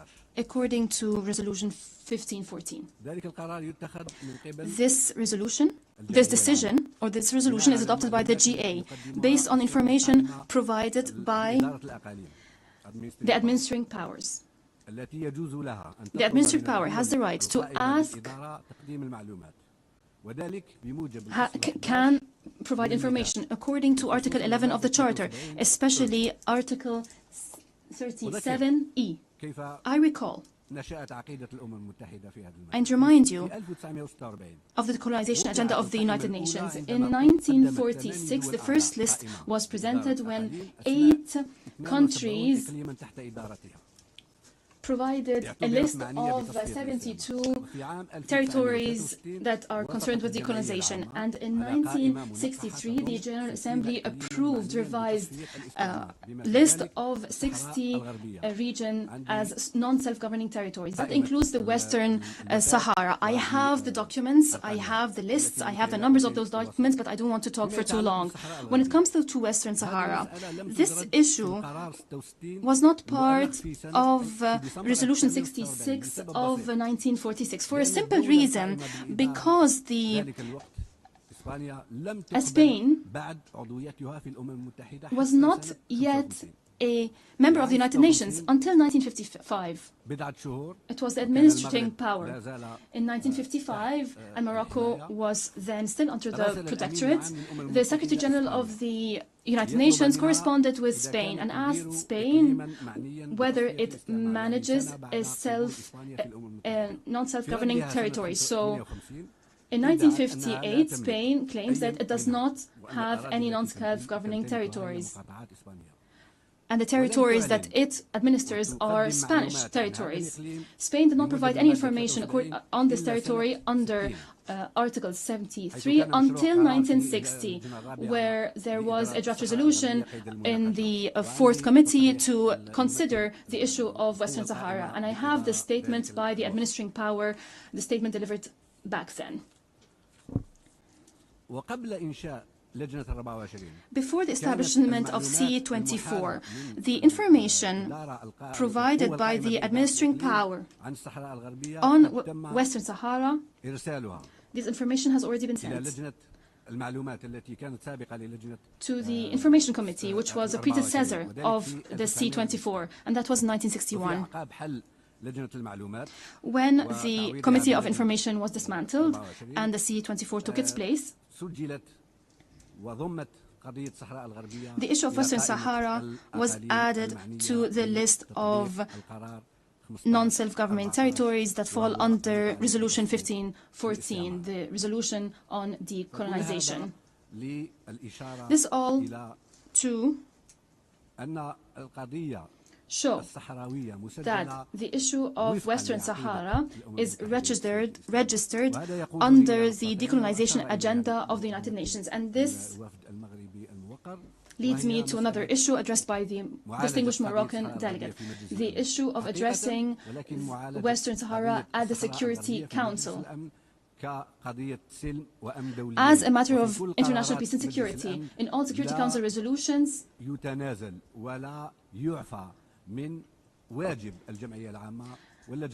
it is stated that the Fourth Committee, the C24, and the General Assembly shall continue to consider the Western Sahara issue as a decolonization issue. All Security Council resolutions stress this matter. A final point, since the Moroccan delegation has referred to how Algeria considers the Western Sahara issue and why we even consider this issue. We are a responsible member of the United Nations. Algeria addresses all just causes. Second, Algeria is a neighboring country, and it is concerned with what transpires in neighboring countries. We must, it is our duty as a responsible member in the United Nations, we must respond, we must explain what needs to be explained regarding this issue and in other issues. If there is insistence to drag Algeria as a party to this issue, Algeria says the following. I repeat what the Foreign Minister has said this morning. Algeria says, negotiate with the party concerned. There's a need for direct, unconditional negotiations in good faith between the Polisario Front, the party concerned, and the Kingdom of Morocco, the other party concerned, to settle this issue. I thank you. I now call on the representative of Mali for a second intervention. May I remind you of time to be 5 minutes. Merci, Madame la Présidente. Thank you, Madam President. Je ne prendrai pas beaucoup de temps. I won't take up too much of our time. I just decided to request the floor to say the following. I listened very carefully to the response of the representative of Algeria. I was expecting to hear answers regarding the root of the tensions between Mali and Algeria, but we heard the same ad hominem attacks, the same invective we heard earlier. The root, the crux of the problem is the unacceptable interference of Algeria in the internal affairs of Mali. That's the first thing. And second, it is the destruction of the drone of the Malian armed and security forces by the Algerian regime. So I do have two requests for my Algerian counterpart. The first being for him to please tell his authorities to consent to our application instituting proceedings with the ICJ, and also to provide any evidence which was not provided to the Assembly. And my second request is an invitation for the Algerian authorities to stop their hostile acts against Mali and to opt for a constructive approach in keeping with the traditions of good neighborly relations between our two brotherly nations. I thank you very much, Madam President.